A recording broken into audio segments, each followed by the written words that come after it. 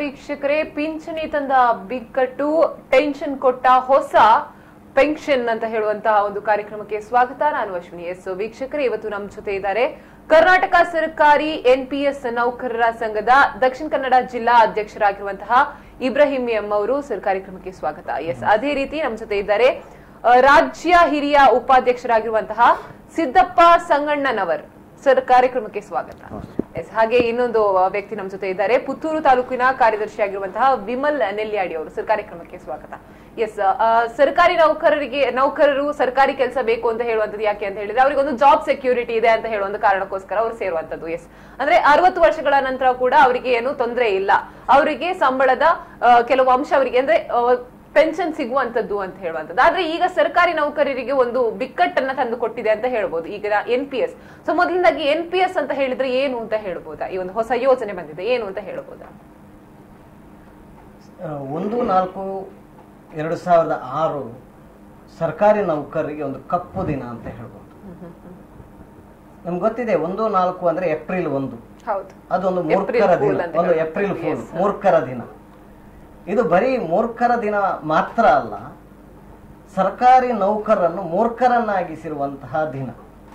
ಯಾಕಂದ್ರೆ ಅದುವರೆಗೆ ಇದ್ದಂತಹ ಒಂದು ಪಿಂಚಣಿಯ ವ್ಯವಸ್ಥೆಯನ್ನು ಒಂದು ಅವೈಜ್ಞಾನಿಕವಾದಂತಹ ಹೊಸ ಪಿಂಚಣಿ ಯೋಜನೆ ಎನ್ನುವಂಥದ್ದನ್ನು ಮಾಡಿ ಇಲ್ಲಿ ಒಂದು ಸರ್ಕಾರಿ ನೌಕರರನ್ನು ಮೋಸಗೊಳಿಸಿರುವಂಥದ್ದನ್ನು ನಾವು ಗಮನಿಸಬಹುದು. ಅಂದ್ರೆ ಹೊಸ ಪಿಂಚಣಿ ಅಂದರೆ ಇದನ್ನು ವಂತಿಗೆ ಪಿಂಚಣಿ ವ್ಯವಸ್ಥೆಯಡಿ ನೌಕರರಿಗೆ ಪಿಂಚಣಿ ನೀಡುವ ಉದ್ದೇಶಕ್ಕಾಗಿ ನೌಕರರ ವೇತನದಿಂದ 10% ಮತ್ತು ಸರ್ಕಾರವು ಸಹ ಅದೇ ಮೊತ್ತವನ್ನು ಹಾಕಿ ಅದನ್ನು PFRD ಎನ್ನುವಂತಹ ಕಾಯ್ದೆಯ ಮೂಲಕ ವಿಶ್ವ ಬ್ಯಾಂಕಿನ ಒಂದು ಷೇರು ಮಾರುಕಟ್ಟೆಗೆ ಹೂಡುವಂತಹ ಒಂದು ಅವೈಜ್ಞಾನಿಕತನ ಇಲ್ಲಿ ನಾವು ಗಮನಿಸಬಹುದು. ಇಲ್ಲಿ ಒಬ್ಬ ಸರ್ಕಾರಿ ನೌಕರನು ನಿವೃತ್ತಿಯಾದ ನಂತರ ಆ ಹೂಡಿಕೆಯಾದ ಮೊತ್ತದ 60% ಪಿಂಚಣಿ ರೂಪದಲ್ಲಿ ಅದಕ್ಕೆ ಟ್ಯಾಕ್ಸ್ ಹಾಕಿ ತೆರಿಗೆಯನ್ನು ಹಾಕಿ ಪಿಂಚಣಿಯ ರೂಪದಲ್ಲಿ ನಿವೃತ್ತಿಯಾದ ನಂತರ ಕೊಡುವಂಥದ್ದು.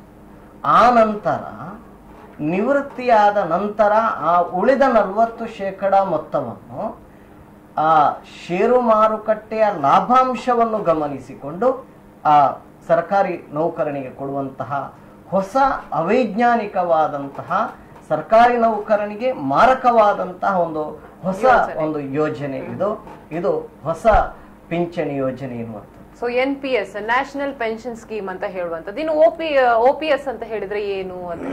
ಹಳೆ ಪಿಂಚಣಿಯಲ್ಲಿ ಹೇಗಿರ್ತದೆ ಅಂತಂದ್ರೆ ಆತನ ನಿವೃತ್ತಿಯಾದ ಆ ತಿಂಗಳ ವೇತನದ ಅರ್ಧದಷ್ಟು, ಅಂದ್ರೆ 50,000 ವೇತನ ಇದ್ರೆ 25,000ದಷ್ಟು ಮುಂದಿನ ತಿಂಗಳಿನಿಂದ ಆತ ಪಡಿಬೇಕು. ಆದ್ರೆ ಇದರಲ್ಲಿ ಯಾವುದೇ ರೀತಿಯಲ್ಲಿ ಆ ರೀತಿಯ ವ್ಯವಸ್ಥೆಗಳಿಲ್ಲ ಎನ್ನುವಂಥದ್ದು ನಾವು ಗಮನಿಸಬೇಕಾದ. ಸೊ ಹಾಗಾದ್ರೆ NPS ಯೋಜನೆಯ ಮುಖಾಂತರ ಬಂದಿರುವಂತದ್ದು ಏನು ಅಂತ ಹೇಳಿದ್ರೆ ಅವನು ಕಾಲಾವಧಿಯ ಒಂದು ಸರ್ವಿಸ್ ಪೀರಿಯಡ್ ಏನು 60 ಇಯರ್ಸ್ ತನಕ ಅವನು ಒಂದು ಗವರ್ಮೆಂಟ್ ಎಂಪ್ಲಾಯಿ ಆಗಿ ಅವನು ಕೆಲಸ ಮಾಡ್ತಾನೆ. ಸೊ 60 ಇಯರ್ಸ್ ತನಕ ಅವನಿಗೆ ಸಂಬಳ ಸಿಗ್ತಾ ಇರ್ತದೆ. ಆದ್ರೆ 60 ಇಯರ್ಸ್ ನಂತರ ಅವನಿಗೆ ಸಂಬಳ ಇಲ್ಲ ಅಂತ ಸರ್ಕಾರಕ್ಕೂ ಮತ್ತು ಅವನಿಗೆ ಯಾವ ನಂಟಿಲ್ಲ, ಖಾಸಗಿಯಾದ ಬಂಡವಾಳಶಾಹಿಗಳ ಕೈಯಲ್ಲಿ ಹೋಗಿ ಕೈಯೊಡ್ಡಬೇಕು, ಕೆಲಸ ಮಾಡ್ಬೇಕು. ಅಂದ್ರೆ ಖಾಲಿ ಅವನಿಗೆ 60 ವರ್ಷ ಆಗುವ ತನಕ ಮಾತ್ರ ಅವನು ಸರ್ಕಾರ ನೌಕರ ಅಂತ ಹೇಳುವಂತದ್ದು. ಸೊ ಹಾಗಾದ್ರೆ ಸರ್ಕಾರ ನೌಕರರಿಗೂ ಮತ್ತೆ ಕಾಂಟ್ರಾಕ್ಟ್ ಬೇಸ್ಡ್ ಅಲ್ಲಿ ವರ್ಕ್ ಮಾಡೋರು ಅಥವಾ ಪ್ರೈವೇಟ್ ಅಲ್ಲಿ ವರ್ಕ್ ಮಾಡೋರಿಗೆ ಅವ್ರಿಗೆ ಏನು ವ್ಯತ್ಯಾಸ ಇದೆ? ವ್ಯತ್ಯಾಸವೂ ಇಲ್ಲದಂತಹ ಒಂದು ಅವೈಜ್ಞಾನಿಕವಾದಂತಹ ಒಂದು ಕಾಯ್ದೆ ಇದು. ಇದನ್ನು ಸಂಪೂರ್ಣವಾಗಿ ನಾವು ವಿರೋಧಿಸ್ತಾ ಇದ್ದೇವೆ. ನಮಗೆ ಏನು ಹಿಂದೆ ಏನು ಕೊಟ್ಟಿರುವಂತಹ ಹಳೆ ಪಿಂಚಣಿ ಇದೆ ಅಲ್ವಾ, ಅದನ್ನು ನೀಡಬೇಕು ಅಂತ ಹೇಳಿ ಇಡೀ ಸಂಪೂರ್ಣವಾಗಿ ದೇಶಾದ್ಯಂತ ನಾವೆಲ್ಲರೂ ಸೇರಿ ಹೋರಾಟ ಮಾಡ್ತಾ ಇದ್ದೇವೆ. ಅದರ ನಿಟ್ಟಿನಲ್ಲಿ ಕರ್ನಾಟಕ ರಾಜ್ಯ ಸರ್ಕಾರಿ NPS ನೌಕರರ ಸಂಘ ಶ್ರೀಯುತ ಶಾಂತರಾಮ್ ಸರ್ ಮತ್ತು ನಾಗನಗೌಡರು, ಸಿದ್ದಪ್ಪ ಸಂಗಣ್ಣನವರಂತಹ ನೇತೃತ್ವದಲ್ಲಿ ನಾವು ಹೋರಾಟವನ್ನು ಮಾಡ್ತಾ ಇದ್ದೇವೆ. ಕರ್ನಾಟಕ ರಾಜ್ಯದಲ್ಲೂ ಸಹ ನಾವು ಬಲಿಷ್ಠವಾದಂತಹ ಒಂದು ಸಂಘಟನೆಯನ್ನು ನಾವು ಕಟ್ಟಿಕೊಂಡಿರುವಂತದ್ದು, ನಾವು ಪಿಂಚಣಿಗಾಗಿ ಹೋರಾಟ ಮಾಡಿರುವಂತದ್ದನ್ನು ನಾವು ಗಮನಿಸ್ತೀವಿ. ಇನ್ನು OPS ಅಂದ್ರೆ ಈ ಒಂದು ಹೊಸ ಪಿಂಚಣಿ ಯೋಜನೆ NPS ಬಂದಿರುವಂತದ್ದು 2004ರಲ್ಲಿ ಕೇಂದ್ರ ಸರ್ಕಾರ ಕೊಟ್ಟಿರುವಂತದ್ದು ಹಾಗೂ ರಾಜ್ಯ ಸರ್ಕಾರ ಇದನ್ನ 2006ರಲ್ಲಿ ಮಾಡಿರುವಂತದ್ದು. ಇದೀಗ 2018. ಅಂದ್ರೆ ಇಷ್ಟು ವರ್ಷ ಬೇಕಾಯ್ತಾ ನಿಮ್ಗೆ ಈ ಒಂದು NPS ಅನ್ನ ವಿರೋಧಿಸ್ಲಿಕ್ಕೆ ಅಂತ ಕೇಳುವಂತ ಪ್ರಶ್ನೆ. ಮೇಡಮ್ ತುಂಬಾ ಒಳ್ಳೆ ಪ್ರಶ್ನೆಯನ್ನ ಕೇಳಿದ್ರಿ.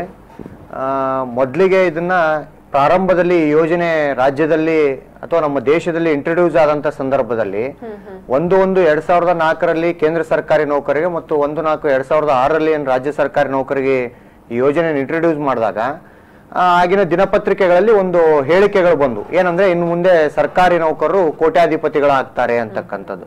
ಅಂದ್ರೆ ಇದ್ರ ಅರ್ಥ ಏನಪ್ಪಾ ಅಂತಂದ್ರೆ ಸರ್ಕಾರಿ ನೌಕರು ಇನ್ ಮುಂದೆ ಪಿಂಚಣಿಯನ್ನ ತೆಗೆದು ಈ ಹೊಸ ಪಿಂಚಣಿ ಅಂತ ಇದನ್ನ ಇಂಟ್ರೊಡ್ಯೂಸ್ ಮಾಡಿದ್ರು ಮೊದಲಿಗೆ, ಹೊಸ ಪಿಂಚಣಿ ಯೋಜನೆ ಅಂತ. ಇವತ್ತು ಅದು ರಾಷ್ಟ್ರೀಯ ಪಿಂಚಣಿ ಯೋಜನೆ ಅಂತಕ್ಕಂಥ ರೀತಿಯಲ್ಲಿ NPS ನ್ಯಾಷನಲ್ ಪೆನ್ಷನ್ ಸ್ಕೀಮ್ ಆಗಿದೆ. ಆ ಸಂದರ್ಭದಲ್ಲಿ ಕೋಟ್ಯಾಧೀಶರು ನೌಕರ ಆಗ್ತಾರೆ ಅಂತಕ್ಕಂಥ ಉದ್ದೇಶದಿಂದ ಇದನ್ನ ಈ ಒಂದು ಅವೈಜ್ಞಾನಿಕ ನಿಯಮವನ್ನು ಒಪ್ಕೊಂಡ್ರು. ತದನಂತರ ಇದು ಸುಮಾರು 10 ವರ್ಷಗಳ ಕಾಲ, ಯಾಕಂದ್ರೆ ಈ ಯೋಜನೆ ಪ್ರಾರಂಭವಾದಾಗ ಯೋಜನೆ ಬಗ್ಗೆ ಇನ್ನಷ್ಟು ಮಾಹಿತಿಗಳನ್ನ ಪಡ್ಕೊಳ್ಳೋಣ. ಆದ್ರೆ ಒಂದು ಕಾಲ್ ಬಂದಿದೆ, ಯಾರಂತ ನೋಡೋಣ. ಹಲೋ ಹಲೋ, ನಮಸ್ತೆ ಸರ್, ಹೇಳಿ ನಿಮ್ಮ ಹೆಸರು. ಹಲೋ, ಎಸ್ ಹೇಳಿ ಸರ್, ನಿಮ್ಮ ಹೆಸರು. ಬಸನಗೌಡ, ಶಿವಮೊಗ್ಗದಿಂದ. ಹೇಳಿ ಸರ್. ಹಲೋ ಹಲೋ, ಕೇಳಿಸ್ತಿಲ್ವಾ ಸರ್? ಶಿವಮೊಗ್ಗದಿಂದ ಬಸನಗೌಡ ಮಾತಾಡ್ತಿರೋದು. ಹೇಳಿ ಸರ್, ನೀವು ಕೂಡ ಸರ್ಕಾರಿ ನೌಕರರ ಅಥವಾ ಈ ಒಂದು NPS ನಿಂದ ವಂಚಿತರಾಗಿರೋರ ಏನು? ಹೌದೌದು, NPS ನೌಕರರೇ. ಹೇಳಿ ಸರ್. NPS ಈಗ ಹೊಸತೊಂದು ತಿರುವನ್ನ ಪಡ್ಕೊಂಡಿದೆ ಅಂತ ಹೇಳ್ಬೋದು. ರಾಜ್ಯದೆಲ್ಲೆಡೆ ನಾವು ನೋಡ್ಬೋದು, ಇಲ್ಲಿ ಹೋರಾಟಗಳು ಕೂಡ ನಡೀತಾ ಇವೆ. ಸೊ ಈ ಬಗ್ಗೆ ನೀವೇನ್ ಹೇಳಲಿಕ್ಕೆ ಇಷ್ಟಪಡ್ತೀರಾ? ಎಸ್ ಮೇಡಮ್, ಖಂಡಿತ.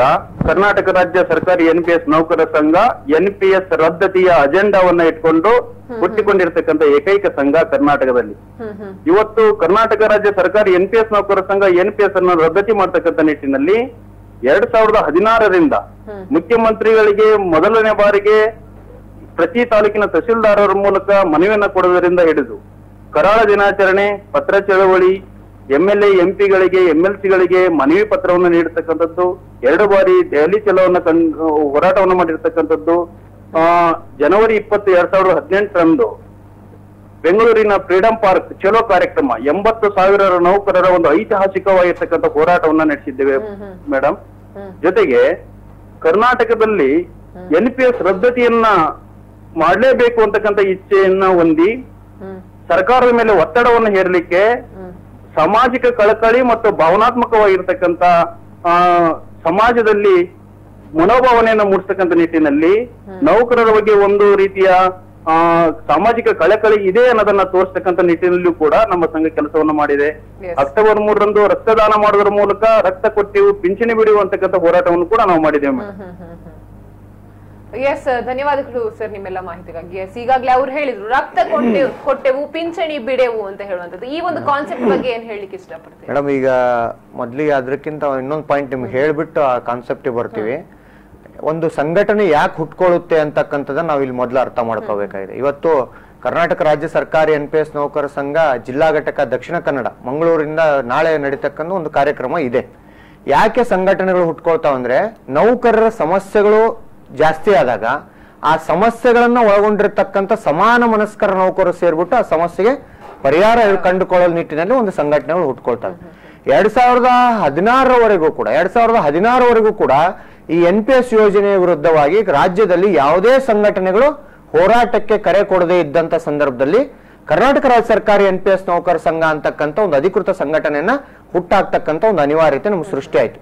ಆ ಸಂಘಟನೆ ಮೂಲಕ ನಾವು ಹಲವಾರು ರೀತಿಯ ಹೋರಾಟಗಳನ್ನ ಮಾಡಿದೀವಿ. ಈಗ ಪತ್ರ ಚಳವಳಿ ಇರ್ಬೋದು, ಮಾನ್ಯ ತಾಲೂಕು ದಂಡಾಧಿಕಾರಿಗಳಿಗೆ ಮುಖ್ಯಮಂತ್ರಿಗೆ ಮನವಿ ಕೊಡ್ತಕ್ಕಂಥದ್ದು ಇರ್ಬೋದು, ಅದ್ರ ಜೊತೆಗೆ ನಾವು ದೆಹಲಿ ಚಲೋ ಇರ್ಬೋದು, ಅದ್ರ ಜೊತೆ ಮತ್ತೆ ಮುಂದುವರೆದು ನಾವು ರಾಜ್ಯದಲ್ಲಿರ್ತಕ್ಕಂಥ ಪ್ರತಿಯೊಬ್ಬ ಶಾಸಕರಿಗೂ ಕೂಡ ಇವತ್ತು 2016ಕ್ಕಿಂತ ಮುಂಚೆ ಕರ್ನಾಟಕ ರಾಜ್ಯ ಸರ್ಕಾರಿ NPS ನೌಕರ ಸಂಘ ಹೋರಾಟಕ್ಕೆ ಇಳಿಯೋದಕ್ಕಿಂತ ಮುಂಚೆ NPS ಅಂತ ಅಂದ್ರೆ NPS ನೌಕರಿಗೆ ಗೊತ್ತಿರಲಿಲ್ಲ. ಇವತ್ತು ಆ NPS ವಿಷಯದ ಬಗ್ಗೆ ನೌಕರರ ಜೊತೆಗೆ ವಿವಿಧ ಸಂಘಟನೆಗಳು ಮಾತಾಡ್ತಾ ಇದಾವೆ. ಅದ್ರ ಜೊತೆ ರಾಜಕಾರಣಿಗಳು ಮಾತಾಡ್ತಾ ಇದ್ದಾರೆ, ಶಾಸಕರುಗಳು MP ಗಳು ಇವತ್ತು ಮಾತಾಡ್ತಾ ಇದಾರೆ. ಅಂದ್ರೆ ಅದಕ್ಕೆ ಕಾರಣ ಏನಪ್ಪಾ ಅಂದ್ರೆ ಅದು ಕರ್ನಾಟಕ ರಾಜ್ಯ ಸರ್ಕಾರಿ NPS ನೌಕರ ಸಂಘ ಮಾಡಿರ್ತಕ್ಕಂಥ ಹೋರಾಟದ ಫಲ. ಇದ್ರ ಜೊತೆ ನಾವು ಫ್ರೀಡಂ ಪಾರ್ಕ್ ಹೋರಾಟ ಮಾಡಿದ್ವಿ. ವಿನೂತನವಾಗಿ ಮೊನ್ನೆ ತಾನೇ ಮಾಡಿರ್ತಕ್ಕಂಥ ರಕ್ತ ಕೊಟ್ಟೆ ಪಿಂಚಣಿ ಬಿಡುವ ಕಾರ್ಯಕ್ರಮದ ಬಗ್ಗೆ ಇನ್ನಷ್ಟು ಮಾಹಿತಿಯನ್ನ ಪಡ್ಕೊಳ್ಳೋಣ. ಅದಕ್ಕೂ ಮುನ್ನ ಒಂದು ವಿರಾಮ.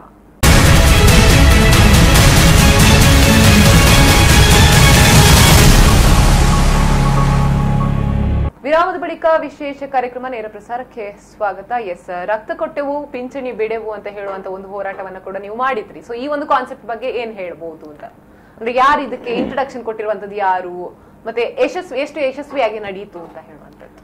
ರಕ್ತ ಕೊಟ್ಟೆವು ಪಿಂಚಣಿ ಬಿಡುವಂತಕ್ಕಂಥ ಒಂದು ಕಾರ್ಯಕ್ರಮವನ್ನು ನಾವು ಶಿವಮೊಗ್ಗದಲ್ಲಿ ನಡೆದಂತ ಫ್ರೀಡಂ ಪಾರ್ಕ್ ಹೋರಾಟದ ಚಿಂತನ ಮಂಥನ ಕಾರ್ಯಕ್ರಮದಲ್ಲಿ ಈ ಒಂದು ವಿಷಯವನ್ನ ಮಂಡನೆ ಆಗಿರ್ತಕ್ಕಂಥದ್ದು. ಇಲ್ಲಿ ಒಂದು ಅರ್ಥ ಮಾಡ್ಕೋಬೇಕಾಗಿರ್ತಕ್ಕಂಥದ್ದು ಏನಂದ್ರೆ, ಕರ್ನಾಟಕ ರಾಜ್ಯ ಸರ್ಕಾರಿ NPS ನೌಕರ ಸಂಘ ಅಂತಕ್ಕಂಥದ್ದು ಒಂದು ಸಿಂಗಲ್ ಅಜೆಂಡಾಕ್ಕೋಸ್ಕರ ಹುಟ್ಕೊಂಡಿರ್ತಕ್ಕಂಥ ಸಂಘಟನೆ.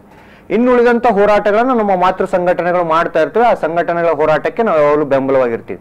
ನಮ್ಮ ಉದ್ದೇಶ ನಿಶ್ಚಿತ ಪಿಂಚಣಿ ನಮ್ಮ ಹಕ್ಕು ಅಂತಕ್ಕಂಥದ್ದು.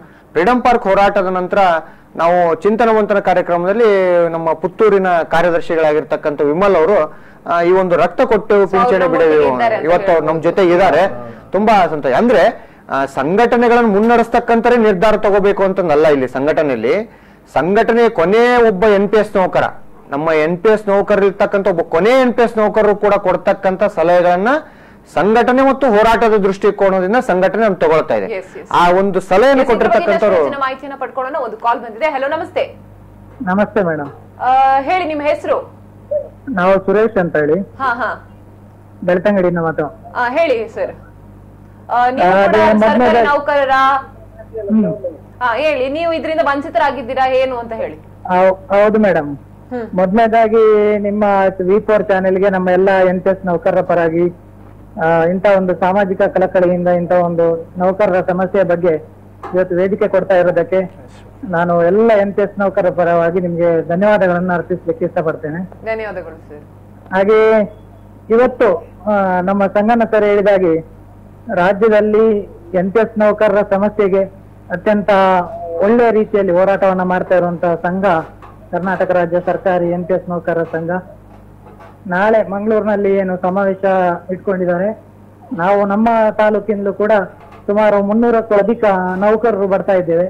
ಹಾಗೆ ಅತ್ಯಂತ ಯಶಸ್ವಿಯಾಗಿ ಸಮಾವೇಶವನ್ನ ಮಾಡೋದ್ರ ಮೂಲಕ ಆದಷ್ಟು ಬೇಗ NPS ಅನ್ನ ಹೋಗಲಾಡಿಸಿ ನಾವು ಕೂಡ ಹಳೆ ಪಿಂಚಣಿ ವ್ಯವಸ್ಥೆಗೆ ಬರುವಂತ ವ್ಯವಸ್ಥೆಗೆ ನಾವು ಮುಂದಾಗ್ತಾ ಇದ್ದೇವೆ ನಾಳೆ. ಎಸ್, ಧನ್ಯವಾದಗಳು ಸರ್. ಎಸ್, ಅವರು ಮಾತನಾಡಿದ್ರು. ಎಸ್, ಇನ್ನು ಈ ಒಂದು ನೌಕರರ ಸಂಘ, ಕರ್ನಾಟಕ ಸರ್ಕಾರಿ NPS ನೌಕರರ ಸಂಘ, ಇದರ ವಿಕಾಸ ಮತ್ತು ಹುಟ್ಟಿನ ಬಗ್ಗೆ ಹೇಳಬಹುದಾ ಅಂತ ಹೇಳಿ. ಮೇಡಮ್, ಅದರಲ್ಲಿ ಅದೇ ರಕ್ತ ಕೊಟ್ಟೆವು ಬಗ್ಗೆ ಹೇಳಿದ್ರಲ್ಲ, ನಾವು ಅದನ್ನ ಮೊದಲನೇದಾಗಿ ಒಂದು ಸಂಘಟನೆ ಬೆಳೆಯುವಂಥದ್ದು ಮತ್ತು ಜನ ಒಪ್ಪಿಕೊಳ್ಳುವುದು ಯಾವ ಕಾರಣಕ್ಕೆ ಅಂತ ಹೋರಾಟಗಳು ತುಂಬಾ ಈ ದೇಶ ಕಂಡಿದೆ.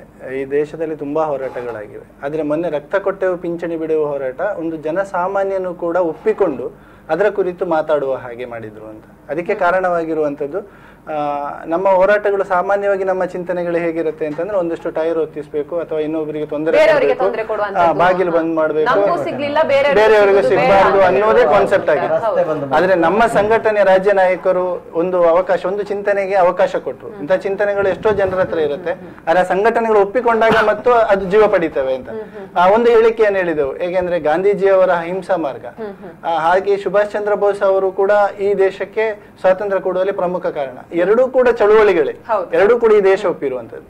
ಆದ್ರೆ ಒಂದು ಸ್ಲೋಗನ್ ಮೂಲಕ ಎಲ್ಲಿಯೋ ಒಂದು ಭಾವನೆಗಳು ಬರಬೇಕು. ನಮ್ಮ ಅಂದ್ರೆ ಇಲ್ಲಿ ತುಂಬಾ ಅನ್ಯಾಯವಾಗಿದೆ ಅನ್ನೋದನ್ನು ತೋರಿಸ್ಬೇಕು. ಆದ್ರೆ ಯಾರಿಗೂ ಅನ್ಯಾಯ ಮಾಡುವ ಹಾಗಿಲ್ಲ. ಅದು ಇನ್ನೊಬ್ಬರನ್ನ ನಾವು ಜೀವ ಉಳಿಸುವ ಕಾರ್ಯಕ್ಕೆ ಹೋಗ್ಬೇಕು. ಆ ನಿಟ್ಟಿನಲ್ಲಿ ನಾವು ಅಕ್ಟೋಬರ್ 3ರಲ್ಲಿ ರಕ್ತ ಕೊಟ್ಟೆವು ಪಿಂಚಣಿ ಬಿಡುವ ಹೋರಾಟವನ್ನು ಹಮ್ಮಿಕೊಂಡೆವು. ರಾಜ್ಯಾದ್ಯಂತ ಅತ್ಯಂತ ಯಶಸ್ವಿಯಾದಂತ ಒಂದು ಕಾರ್ಯಕ್ರಮ ಮತ್ತು ಸರ್ಕಾರ ಸಾಧಾರಣವಾಗಿ ಹೋರಾಟಗಳಿಂದ ಇಕ್ಕಟ್ಟಿಗೆ ಸಿಲುಕ್ತವೆ. ಆದ್ರೆ ಈ ಹೋರಾಟದಿಂದ ಸರ್ಕಾರಕ್ಕೆ ಒಂಥರ ಅಭಿಮಾನ ಹುಟ್ಟುವ ಹಾಗೆ ಆಯ್ತು. ಯಾಕೆಂದ್ರೆ ಅವರ ಸೇವಕರು ನಾವೇನು ನಾವೊಂದು ಜನಸೇವೆಗೆ ಇಳಿದಿದ್ದೇವೆ. ನಮ್ಮದೊಂದು ಬೇಡಿಕೆ ಇದೆ ಅಂತ ಅಷ್ಟೇ, ನಮಗೆ ಒಂದು ಪೆನ್ಷನ್ ಬೇಕು ಅಂತ.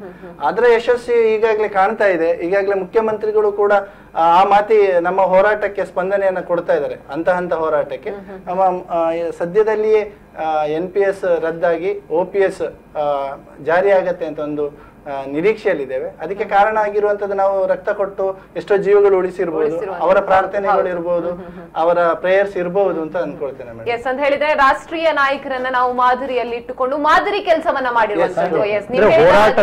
ಹೋರಾಟದಲ್ಲಿ ಒಂದು ವಿನೂತನವಾಗಿರ್ತಕ್ಕಂಥ ಹೋರಾಟ. ಯಾಕಂದ್ರೆ ಇದುವರೆಗೂ ಕೂಡ ಕರ್ನಾಟಕ ರಾಜ್ಯದಲ್ಲಿ ಈ ರೀತಿಯಾಗಿರ್ತಕ್ಕಂಥ ವಿನೂತನ ಹೋರಾಟಗಳನ್ನ ಯಾವ ಸಂಘಟನೆಗಳು ಮಾಡದೇ ಇದ್ದಾಗ ಒಂದು ಸಾಮಾಜಿಕ ಕಳಕಳಿ ಮತ್ತು ಜೊತೆಗೆ ನಮ್ಮ ಬೇಡಿಕೆ ನ್ಯಾಯಯುತವಾಗಿರ್ತಕ್ಕಂಥ ಬೇಡಿಕೆ, ನಮಗೂ ಕೂಡ ಸಹಾಯ ಆಗ್ಬೇಕು, ನಾವು ಬೇರೆಯವರಿಗೂ ಕೂಡ ಸಹಾಯ ಮಾಡಿದ್ದೇವೆ ಅಂತ ಹೇಳುವಂತದ್ದು ಈ ಒಂದು ಹೋರಾಟದ ಬಡವರಿಗೆ ಅಂದ್ರೆ ನಾವು ವೆನ್ಲಾಕ್ ಆಸ್ಪತ್ರೆಗೆ ಇದೀಗ ನಾವು ಸರ್ಕಾರಿ ಆಸ್ಪತ್ರೆಗೆ ಕೊಟ್ಟಿರುವಂತದ್ದು ಮತ್ತು ಇದೀಗ ತಾನೇ ನಾವು ಒಂದು 100 ಮಂದಿಗೆ ನಾವು ಈಗ ಆನಂತರ ನಾವು ರಕ್ತವನ್ನು ನೀಡಿದ್ದೇವೆ. ಈಗ ರಕ್ತ ಕೊಟ್ಟೆವು ಪಿಂಚಣಿ ಬಿಡುವೆ ಅನ್ನುವಂತ ಕಾರ್ಯಕ್ರಮ ಆದ ನಂತರವೂ ಸಹ ನಾವು ಸುಮಾರು 100 ಮಂದಿಗೆ ನಾವು ಅಂದ್ರೆ ನಮಗೆ ಏನಾಗಿದೆ ಅಂದ್ರೆ ತುರ್ತಾಗಿ ರಕ್ತ ಯಾರಿಗೆ ಬೇಕಾಗಿದೆ ಅವರಿಗೆ ಫಸ್ಟಿಗೆ ಸೌಲಭ್ಯವನ್ನು ಕೊಟ್ಟಿರುವಂತದ್ದು ಹೋರಾಟ ಬರೀ ಪ್ರತಿಭಟನೆ ಅಂತಲ್ಲ, ಸೇವೆಯ ಮೂಲಕ ನಾವು ಹೋರಾಟವನ್ನು ಮಾಡ್ತಾ ಇದ್ದೇವೆ ಅನ್ನುವಂಥದ್ದು ಇಲ್ಲಿ ಬಹಳ ಮುಖ್ಯವಾದ.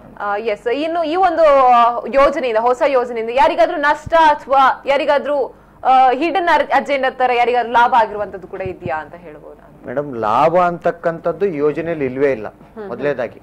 ಯಾಕಂತಂದ್ರೆ ಇದು ಒಂದು ನೌಕರರ ಮರಣ ಶಾಸನ ಅಂತ ಕರಿತೀವಿ ನಾವು. ಈ ಲಾಭ ಅನ್ನೋದಕ್ಕಿಂತ ಹೆಚ್ಚಾಗಿ ಈ ಒಂದು NPS ಯೋಜನೆಯಲ್ಲಿ ಇರ್ತಕ್ಕಂಥದ್ದು ಸಂಪೂರ್ಣ ನಷ್ಟದ ಯೋಜನೆ. ಯಾಕೆ ನಷ್ಟದ ಯೋಜನೆ ಅಂತಂದ್ರೆ ಇದುವರೆಗೂ ರಾಜ್ಯದಲ್ಲಿ ನಿವೃತ್ತಿ ಆಗಿರ್ತಕ್ಕಂಥ ಮತ್ತು ಮರಣ ಹೊಂದಿರತಕ್ಕಂಥ NPS ಕುಟುಂಬಗಳ ಒಂದು ಗೋಳನ್ನ ನೋಡಿದ್ರೆ ನಮ್ಗೆ ಗೊತ್ತಾಗುತ್ತೆ ಈ ಯೋಜನೆ ಒಂದು ಕರಾಳತೆ ಎಷ್ಟಿದೆ ಅಂತಕ್ಕಂಥದ್ದು. ಹಾಗಾಗಿ ಆ NPS ಅಲ್ಲಿ ನಿವೃತ್ತಿ ಹೊಂದಿರತಕ್ಕಂಥ ಮರಣ ಹೊಂದಿರತಕ್ಕಂಥ ಕುಟುಂಬಗಳಿಗೆ ಮೊದಲು ನಾವು ನ್ಯಾಯವನ್ನು ಒದಗಿಸಿಕೊಡ್ತಕ್ಕಂಥದ್ದು ಕರ್ನಾಟಕ ರಾಜ್ಯ ಸರ್ಕಾರಿ NPS ನೌಕರ ಸಂಘದ ಜವಾಬ್ದಾರಿ ಆಗಿದೆ. ಅದ್ರ ಜೊತೆಯಲ್ಲಿ ಕೂಡ ಈ ಯೋಜನೆ ವಿರುದ್ಧ ಹೋರಾಟಗಳನ್ನ ರೂಪಿಸ್ತಕ್ಕಂಥದ್ದು. ಉದಾಹರಣೆ ನಾವು ಸರ್ ಹೇಳಿದಾಗೆ, ನಮ್ಮ ಜಿಲ್ಲಾಧ್ಯಕ್ಷರು ಹೇಳಿದಾಗೆ, ಹಿಂದೆ ಒಂದು OPS-ಗೂ NPS-ಗೂ ಏನು ವ್ಯತ್ಯಾಸ ಅಂತಕ್ಕಂಥದ್ದು ನಾವು ಇಲ್ಲಿ ಅರ್ಥ ಮಾಡ್ಕೋಬೇಕು. ಮೊದಲು OPS ಅಲ್ಲಿ ಒಬ್ಬ ನೌಕರ ನಿವೃತ್ತಿ ಆದ ನಂತರ ಅವನು ಸರ್ಕಾರಿ ನೌಕರನಾಗೆ ಇರ್ತಾನೆ. NPS ಅಲ್ಲಿ ಒಬ್ಬ ನೌಕರ ನಿವೃತ್ತಿ ಆದ ನಂತರ ಸರ್ಕಾರಕ್ಕೂ ನೌಕರನಿಗೂ ಸಂಬಂಧ ಇಲ್ಲ. ಅದ್ರ ಜೊತೆಯಲ್ಲಿ ನಿವೃತ್ತಿಯ ಕೊನೆಯ ತಿಂಗಳ ವೇತನದ 50% ಅವನು ಪಿಂಚಣಿಯಾಗಿ ಪಡಿತಾನೆ. ಆದ್ರೆ ನಮ್ದು ಇಲ್ಲಿ ಕಾಂಟ್ರಿಬ್ಯೂಷನ್ ಪೆನ್ಷನ್ ಸ್ಕೀಮ್ ಅಂತ ಹೇಳ್ತೀವಿ ನಾವು. ಆ ಕಾಂಟ್ರಿಬ್ಯೂಷನ್ ಪೆನ್ಷನ್ ಸ್ಕೀಮ್ ಹೇಗಿರುತ್ತೆ ಅಂದ್ರೆ ಷೇರು ಮಾರುಕಟ್ಟೆಗಳ ಸೂಚ್ಯಾಂಕದ ಆಧಾರದ ಮೇಲೆ ಇರೋದ್ರಿಂದ, ಈಗ ಉದಾಹರಣೆ ಒಂದು ನಮ್ಮ ಹಿರೇಕೆರೂರು ತಾಲೂಕಲ್ಲಿ ಒಂದು ಉದಾಹರಣೆ ಹೇಳ್ತೀವಿ ನಾವು. ಏನಂದ್ರೆ ಒಬ್ಬ ನಿವೃತ್ತಿ ಆಗಿರ್ತಕ್ಕಂಥ ನೌಕರ 32,000 ರೂಪಾಯಿ, ಅವನ ಪ್ರೌಢಶಾಲಾ ಶಿಕ್ಷಕ 32,000 ರೂಪಾಯಿ ಅವನ ಸಂಬಳ, ಕೊನೆಯ ತಿಂಗಳ ವೇತನ 32,000. OPS ಅಲ್ಲಿ ಇದ್ದಿದ್ರೆ ಅವ್ರಿಗೆ ಬರ್ಬೇಕಾಗಿರ್ತಕ್ಕಂಥ ಸಂಬಳ 16,000 ರೂಪಾಯಿ ಪಿಂಚಣಿ ಫಿಕ್ಸೇಷನ್ ಆಗ್ಬೇಕಾಗಿ. ಅವ್ರು NPS ಯೋಜನೆಗೆ ಒಳಪಟ್ಟಿರೋದ್ರಿಂದ ಅವ್ರಿಗೆ ಫಿಕ್ಸೇಷನ್ ಆಗಿರ್ತಕ್ಕಂಥದ್ದು 1,230 ರೂಪಾಯಿ ಪೆನ್ಷನ್ ಸ್ಕೀಮ್. ಹಾಗಾದ್ರೆ ಈ ಯೋಜನೆ ಇವತ್ತು ಒಬ್ಬ ವೃದ್ಧಾಪ್ಯ ವೇತನ ಕೊಡುತ್ತೆ ಸರ್ಕಾರ. ಮನೆಯಲ್ಲಿ ಏನು ಇಲ್ಲ, ವಯಸ್ಸಾಗಿದೆ ಅಂತ ಕೂತ್ಕೊಂಡ್ರೆ ವೃದ್ಧಾಪ್ಯ ವೇತನ ಕೊಡುತ್ತೆ, ವಿಧವಾ ವೇತನ ಕೊಡುತ್ತೆ, ಅಂಗವಿಕಲರ ವೇತನ ಕೊಡುತ್ತೆ. ಈ ಅಂಗವಿಕಲರ ವೇತನ, ವಿಧವಾ ವೇತನ ಮತ್ತು ವೃದ್ಧಾಪ್ಯ ವೇತನಕ್ಕಿಂತಲೂ ಕೂಡ ಕನಿಷ್ಠವಾಗಿರ್ತಕ್ಕಂಥ ಪಿಂಚಣಿಯನ್ನ ಸರ್ಕಾರಿ ನೌಕರರು ನಿವೃತ್ತಿ ನಂತರ ತಗೋಬೇಕಾಗಿರ್ತಕ್ಕಂಥ ಪರಿಸ್ಥಿತಿ. ಸುಪ್ರೀಂ ಕೋರ್ಟ್ ಹೇಳುತ್ತೆ ಒಂದ್ ಕಡೆ ಏನಂದ್ರೆ ಪಿಂಚಣಿ ಅಂತಕ್ಕಂಥದ್ದು ನೌಕರನ ಹಕ್ಕು. ನಾವಿಲ್ಲಿ ಸರ್ಕಾರವನ್ನ ಕೇಳ್ತಾ ಇರ್ತಕ್ಕಂಥದ್ದು ನಮ್ಮ ಹಕ್ಕನ್ನ ಕೇಳ್ತಾ ಇದೀವಿ, ನಮ್ಮ ಹಕ್ಕಿಗೆ ನಾವು ಹೋರಾಟವನ್ನು ಮಾಡ್ತಾ ಇದ್ದೀವಿ.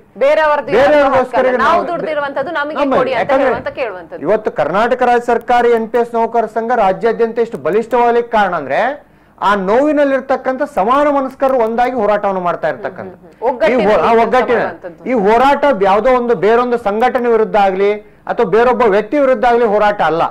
ಇದು ಏನಂದ್ರೆ ನೌಕರರು ನ್ಯಾಯಯುತವಾಗಿರ್ತಕ್ಕಂಥ ಬೇಡಿಕೆನ, ನಮ್ಮ ನೋವನ್ನ ನಾವು ಅದನ್ನ ಹೋಗಲಾಡಿಸ್ಕೊಳ್ಳಿಕ್ಕೆ ಸಂಘಟಿತವಾಗಿರ್ತಕ್ಕಂಥ ಹೋರಾಟವನ್ನ ನಾವು ಮಾಡ್ತಾ ಇದೀವಿ. ಇದನ್ನ ಕೆಲವೊಂದು ಸಂಘಟನೆಗಳು ನಮ್ಮ ವಿರೋಧ ಮಾಡ್ತಾ ಇದ್ದಾರೆ, ನಮ್ಮನ್ನ ಬಹಿಷ್ಕರಿಸ್ತಾ ಇದ್ದಾರೆ, ನಮ್ಗೆ ಬೆಂಬಲವಾಗಿ ನಿಲ್ತಾ ಇಲ್ಲ ಅಂತಕ್ಕಂಥದ್ದು. 2016ಕ್ಕಿಂತ ಮುಂಚೆ ಈ ಯೋಜನೆ ವಿರುದ್ಧವಾಗಿ ತುಟಿ ಬಿಚ್ಚದೇ ಇರತಕ್ಕಂಥ ಸಂಘಟನೆಗಳು ಇವತ್ತು ತುಟಿ ಬಿಚ್ಚುತ್ತಾ ಇದ್ದಾರೆ. ಆ ಕ್ರೆಡಿಟ್ ಏನಾದ್ರೂ ಹೋಗ್ಬೇಕಂದ್ರೆ ಅದು ಕರ್ನಾಟಕ ರಾಜ್ಯ ಸರ್ಕಾರಿ NPS ನೌಕರ ಸಂಘ. ಯಾಕಂದ್ರೆ ಅವ್ರು ಮಾತಾಡೋ ರೀತಿಯಲ್ಲಿ ಮಾಡಿದ್ದು ಕರ್ನಾಟಕ ರಾಜ್ಯ ಸರ್ಕಾರಿ NPS ನೌಕರ ಸಂಘ. ಶಾಸಕರು ಮಾತಾಡ್ತಾ ಇದ್ದಾರೆ, ವಿಧಾನಸಭೆ ಅಧಿವೇಶನದಲ್ಲಿ ಪ್ರಶ್ನೆಗಳನ್ನು ಕೇಳ್ತಾ ಇದ್ದಾರೆ ಅಂದ್ರೆ ಅದ ಕಾರಣ ಕರ್ನಾಟಕ ರಾಜ್ಯ ಸರ್ಕಾರಿ NPS ನೌಕರ ಸಂಘ ನಿರಂತರವಾಗಿ ಮಾಡ್ಕೊಂಡ್ ಬಂದಿರತಕ್ಕಂಥ ಹೋರಾಟಗಳು. ಅದ್ರ ಜೊತೆಗೆ ಸುಮಾರು 200-300ಕ್ಕೂ ಹೆಚ್ಚು ಕಾರ್ಯಾಗಾರಗಳನ್ನು ಮಾಡಿದ್ದೇವೆ ನಾವು. ಯಾಕಂದ್ರೆ ನಮ್ಮ NPS ನೌಕರರಿಗೆ ಮೊದಲು ನಾವು NPS ಅಂದ್ರೆ ಏನು ಅಂತಕ್ಕಂಥದ್ದನ್ನ ಮನವರಿಕೆ ಮಾಡಿಕೊಟ್ಟಿದ್ದೀವಿ. ಇದರ ಒಂದು ನಷ್ಟಗಳು ಏನು, ಇದರಲ್ಲಿ ನಾವು ನಿವೃತ್ತಿ ಆದ್ರೆ ಏನಾಗುತ್ತೆ, ಮರಣ ಹೊಂದಿರತಕ್ಕಂಥ ಕುಟುಂಬಗಳು ನಮ್ಮ ಕಣ್ಮುಂದೆ ಉದಾಹರಣೆ ಇದಾವೆ. ನಿವೃತ್ತಿ ಆಗಿರ್ತಕ್ಕಂಥ ಕುಟುಂಬಗಳು ಉದಾಹರಣೆ ಇದೆ. ಕೆಲವರು ಪ್ರತಿಭಟನೆ ಅಂತ ಹೇಳಿದ್ರೆ ಆ ಪ್ರತಿಭಟನೆ ಮಾಡುವ ಏನಿದೆ ಅದ್ರಲ್ಲಿ ಅಂದ್ರೆ ಅದ್ರ ಹಿಂದೆ ಮುಂದೆ ಎಂತ ಗೊತ್ತಿರೋದಿಲ್ಲ, ಪ್ರತಿಭಟನೆಯಲ್ಲಿ ಕೈ ಜೋಡಿಸ್ತಾರೆ. ಆದ್ರೆ ಅದಕ್ಕಿಂತ ಮುಂಚೆ ನೀವೇನ್ ಮಾಡ್ತಿದ್ದೀರಾ ಅಂತ ಹೇಳಿದ್ರೆ ಅವರಿಗೆ ಮನವರಿಕೆ ಯಾಕೆ ನಾವು ಪ್ರತಿಭಟನೆಯನ್ನ ಮಾಡಬೇಕು ಅಂತ. ಆಮೇಲೆ ಇನ್ನೂ ಒಂದು ಮುಂದುವರೆದು ಅಂದ್ರೆ ಮೇಡಮ್ ಹೇಳ್ಬೇಕಂದ್ರೆ, ರಾಜ್ಯದಲ್ಲಿ ಹಲವಾರು ಸಂಘಟನೆಗಳಿದಾವೆ. ಆ ಸಂಘಟನೆಗಳಿಗೆ ತಮ್ಮದೇ ಆಗಿರ್ತಕ್ಕಂಥ ಹಿನ್ನೆಲೆಗಳಿದೆ. ಕರ್ನಾಟಕ ರಾಜ್ಯ ಸರ್ಕಾರಿ NPS ನೌಕರ ಸಂಘ ಇದು ಪ್ಯೂರ್ಲಿ NPS ಉದ್ದೇಶಕ್ಕೋಸ್ಕರ ಹುಟ್ಕೊಂಡಿರ್ತಾನೆ. ಯಾವತ್ತು ರಾಜ್ಯ ಸರ್ಕಾರ NPS ಅನ್ನ ರದ್ದುಪಡಿಸುತ್ತೋ ಅವತ್ತು ನಾವು ಕರ್ನಾಟಕ ರಾಜ್ಯ ಸರ್ಕಾರಿ NPS ನೌಕರ ಸಂಘವನ್ನ ವಿಸರ್ಜನೆ ಮಾಡ್ತೀವಿ ಅಂತಾನು ಕೂಡ ರಾಜ್ಯಾದ್ಯಂತ ಶಾಶ್ವತ ಅಲ್ಲ, ಅದರ ಅವಶ್ಯಕತೆ ನಮಗಿಲ್ಲ. ನ್ಯಾಯ ಸಿಗುವವರೆಗೆ ಮಾತ್ರ ಹೋರಾಟ. ಯಾಕಂದ್ರೆ ನಾವು ಎಲ್ಲರೂ ನಮ್ಮ ಮೂಲವಾಗಿ ನಮ್ಮ ಮಾತೃ ಸಂಘಟನೆಗಳಲ್ಲಿ ಹುಟ್ಟಿಕೊಂಡಿರೋದೇ ನಮ್ಮ ನ್ಯಾಯಕ್ಕೋಸ್ಕರ. ನ್ಯಾಯ ಸಿಗುವವರೆಗಷ್ಟೇ ನಾವು ಒಗ್ಗಟ್ಟಲ್ಲಿ ಇರ್ತೇವೆ. ಆದ್ರೂ ಕೂಡ ಆ ಒಂದು ಪರ್ಟಿಕ್ಯುಲರ್ ಸಂಘದಲ್ಲಿ ನಮಗೆ ನ್ಯಾಯ ಸಿಗುವವರೆಗೂ ಮಾತ್ರ ನಾವು ಹೋರಾಟವನ್ನು ಬೇರೆ ಸಂಘಟನೆ ಜಿಲ್ಲೆ ಇದರ ಬಗ್ಗೆ ಇನ್ನಷ್ಟು ಹೆಚ್ಚಿನ ಮಾಹಿತಿಯನ್ನ ಪಡ್ಕೊಳ್ಳೋಣ. ಅದಕ್ಕೂ ಮುನ್ನ ಒಂದು ವಿರಾಮ.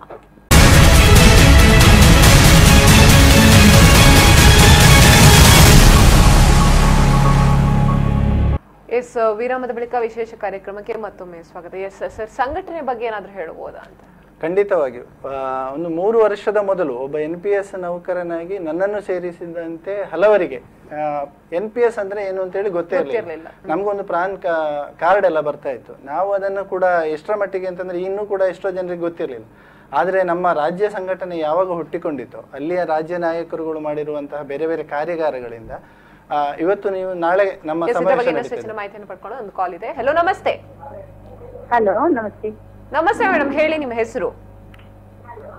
ನನ್ನ ಹೆಸರು ಇಂದಿರಾ ಅಂತ ಮೇಡಮ್. ಹೇಳಿ ಮೇಡಮ್, ನೀವು ಕೂಡ ಸರ್ಕಾರಿ ನೌಕರರಾಗಿದ್ರಾ? ಹೌದು. ಹೇಳಿ, ಅಂದ್ರೆ ಈಗ ರಿಟೈರ್ಡ್ ಆಗಿದೆ ನಿಮ್ದು ಅಥವಾ ವರ್ಕ್ ಅಲ್ಲಿ ಇದ್ದೀರಾ ಇನ್ನು ಕೂಡ ಸರ್ವಿಸ್ ಅಲ್ಲಿ? ಹೇಳಿ, ನೀವು ಕೂಡ NPS ನಿಂದ? NPS ಅಂತ ಮಾಡಿ ನಮ್ಗೆ ತುಂಬಾ ಅನ್ಯಾಯ ಆಗಿದೆ. ನಮ್ಗೆ ಏನೊಂದು ಪ್ರಯೋಜನ ಕೂಡ ಸಿಗ್ಲಿಲ್ಲ. ಅದಕ್ಕಿಂತ ಹಳೆ ಪಿಂಚಣಿ ಸಿಕ್ಕಿ ನಮ್ಗೆ ನ್ಯಾಯ ಒದಗಿಸಿಕೊಡ್ಬೇಕಂತ ನಮ್ಮದೊಂದು ಆಸೆ ಅಷ್ಟೇ. ಎಸ್, ಈಗಾಗಲೇ ನಮ್ ಜೊತೆ ಕರ್ನಾಟಕ ಸರ್ಕಾರಿ NPS ನೌಕರರು ಕೂಡ ಈ ಬಗ್ಗೆ ಒಂದು ಹೋರಾಟವನ್ನು ಕೂಡ ಮಾಡ್ತಾ ಇದ್ದಾರೆ. ಸೊ ಇವರಿಂದ ಕೂಡ ನಾವು ಒಂದು ಭರವಸೆಯನ್ನ ಇಟ್ಕೊಳ್ಬಹುದು ಅಲ್ಲ ಸರ್? ಹೇಳಿದಾಗೆ ಖಂಡಿತವಾಗಿ ಇಂತ ತುಂಬಾ ಉದಾಹರಣೆಗಳಿದಾವೆ. ಸರ್ಕಾರದ ತಲೆಯಲ್ಲಿರ್ತದೆ NPS, ಇದು ಸರ್ಕಾರಿ ನೌಕರರು ಅಂತ ಹೇಳಿದ್ರೆ ಅವರ ಲೈಫ್ ಸೆಟಲ್ಡ್ ಆಗಿರ್ತದೆ. ಆಕ್ಚುಲಿ ಅಲ್ಲಿ ಕೂಡ ಕಷ್ಟದವರು ಕೂಡ ಇದ್ದಾರೆ ಅಂತ ಹೇಳುವಂತ ಅದು ಜನಸಾಮಾನ್ಯರಿಗೆ ಹಾಗೆ ಒಂದು ಭಾವನೆ ಇದೆ. ಸರ್ಕಾರಿ ನೌಕರರು ಅಂತಂದ್ರೆ ಅವರು ಸೇಫ್ ಆಗಿದ್ದಾರೆ. ಆದ್ರೆ ಈಗ ನಾವು ಏನಾಗಿದ್ದೇವೆ ಅಂತಂದ್ರೆ, ಸಾಮಾನ್ಯ ನೌಕರನಲ್ಲಿ ಕೂಡ ನೀವು ಪ್ರಶ್ನೆ ಮಾಡಿದ್ರೆ ನಿಮಗೆ ಪೆನ್ಷನ್ ಇಲ್ಲ ಅಂತಂದಾಗ ಅವರು ಕೂಡ ರಿಯಾಕ್ಟ್ ಮಾಡ್ತಾರೆ. ಅಯ್ಯೋ, ಪೆನ್ಷನ್ ಇಲ್ಲ ಅಂತಂದ್ರೆ ಅದು ಖಂಡಿತವಾಗಿಯೂ ಅನ್ಯಾಯವೇ. ಅದರ ಬಗ್ಗೆ ನಿಮ್ಮ ಬೇಡಿಕೆ ಹೇಳಿರುವಂತೆ ಸರ್ಕಾರಿ ನೌಕರರಿಗೂ ಕಾಂಟ್ರಾಕ್ಟ್ ಬೇಸ್ಡ್ ವರ್ಕ್ ಮಾಡೋರಿಗೆ 2006ರ ನಂತರ ಜಾಯಿನ್ ಆದವರಿಗೆ ಮಾತ್ರ ಅಲ್ಲ ಇದು ಅಪಾಯ. PFRD ಕಾಯ್ದೆಯ 12(5) ಒಂದು ಮಾತಿದೆ. ಅದೇನು ಅಂತಂದ್ರೆ, ರಾಜ್ಯ ಮತ್ತು ಕೇಂದ್ರ ಸರ್ಕಾರಗಳು ಯಾವುದೇ ಸಮಯದಲ್ಲೂ ಸಹ ಯಾವುದೇ ನೌಕರರಿಗೂ ಈ ಕಾಯ್ದೆಯನ್ನು ತರಬಹುದು. ಅಂದ್ರೆ ಈಗಾಗಲೇ ಯಾರು ಪಿಂಚಣಿಯನ್ನು ಪಡಿತಿರುವಂತಹ ಅಂಚಿನಲ್ಲಿರುವ ನಿವೃತ್ತಿಯಲ್ಲಿರುವಂತವರಿಗೂ ಸಹ ಈ ಕಾಯ್ದೆಯನ್ನು ಒಂದು ಕಾರ್ಯಾದೇಶದ ಮೂಲಕ ಹೊಸ ಪಿಂಚಣಿಗೆ ಯೋಜನೆಗೆ ಒಳಪಡಿಸಬಹುದು.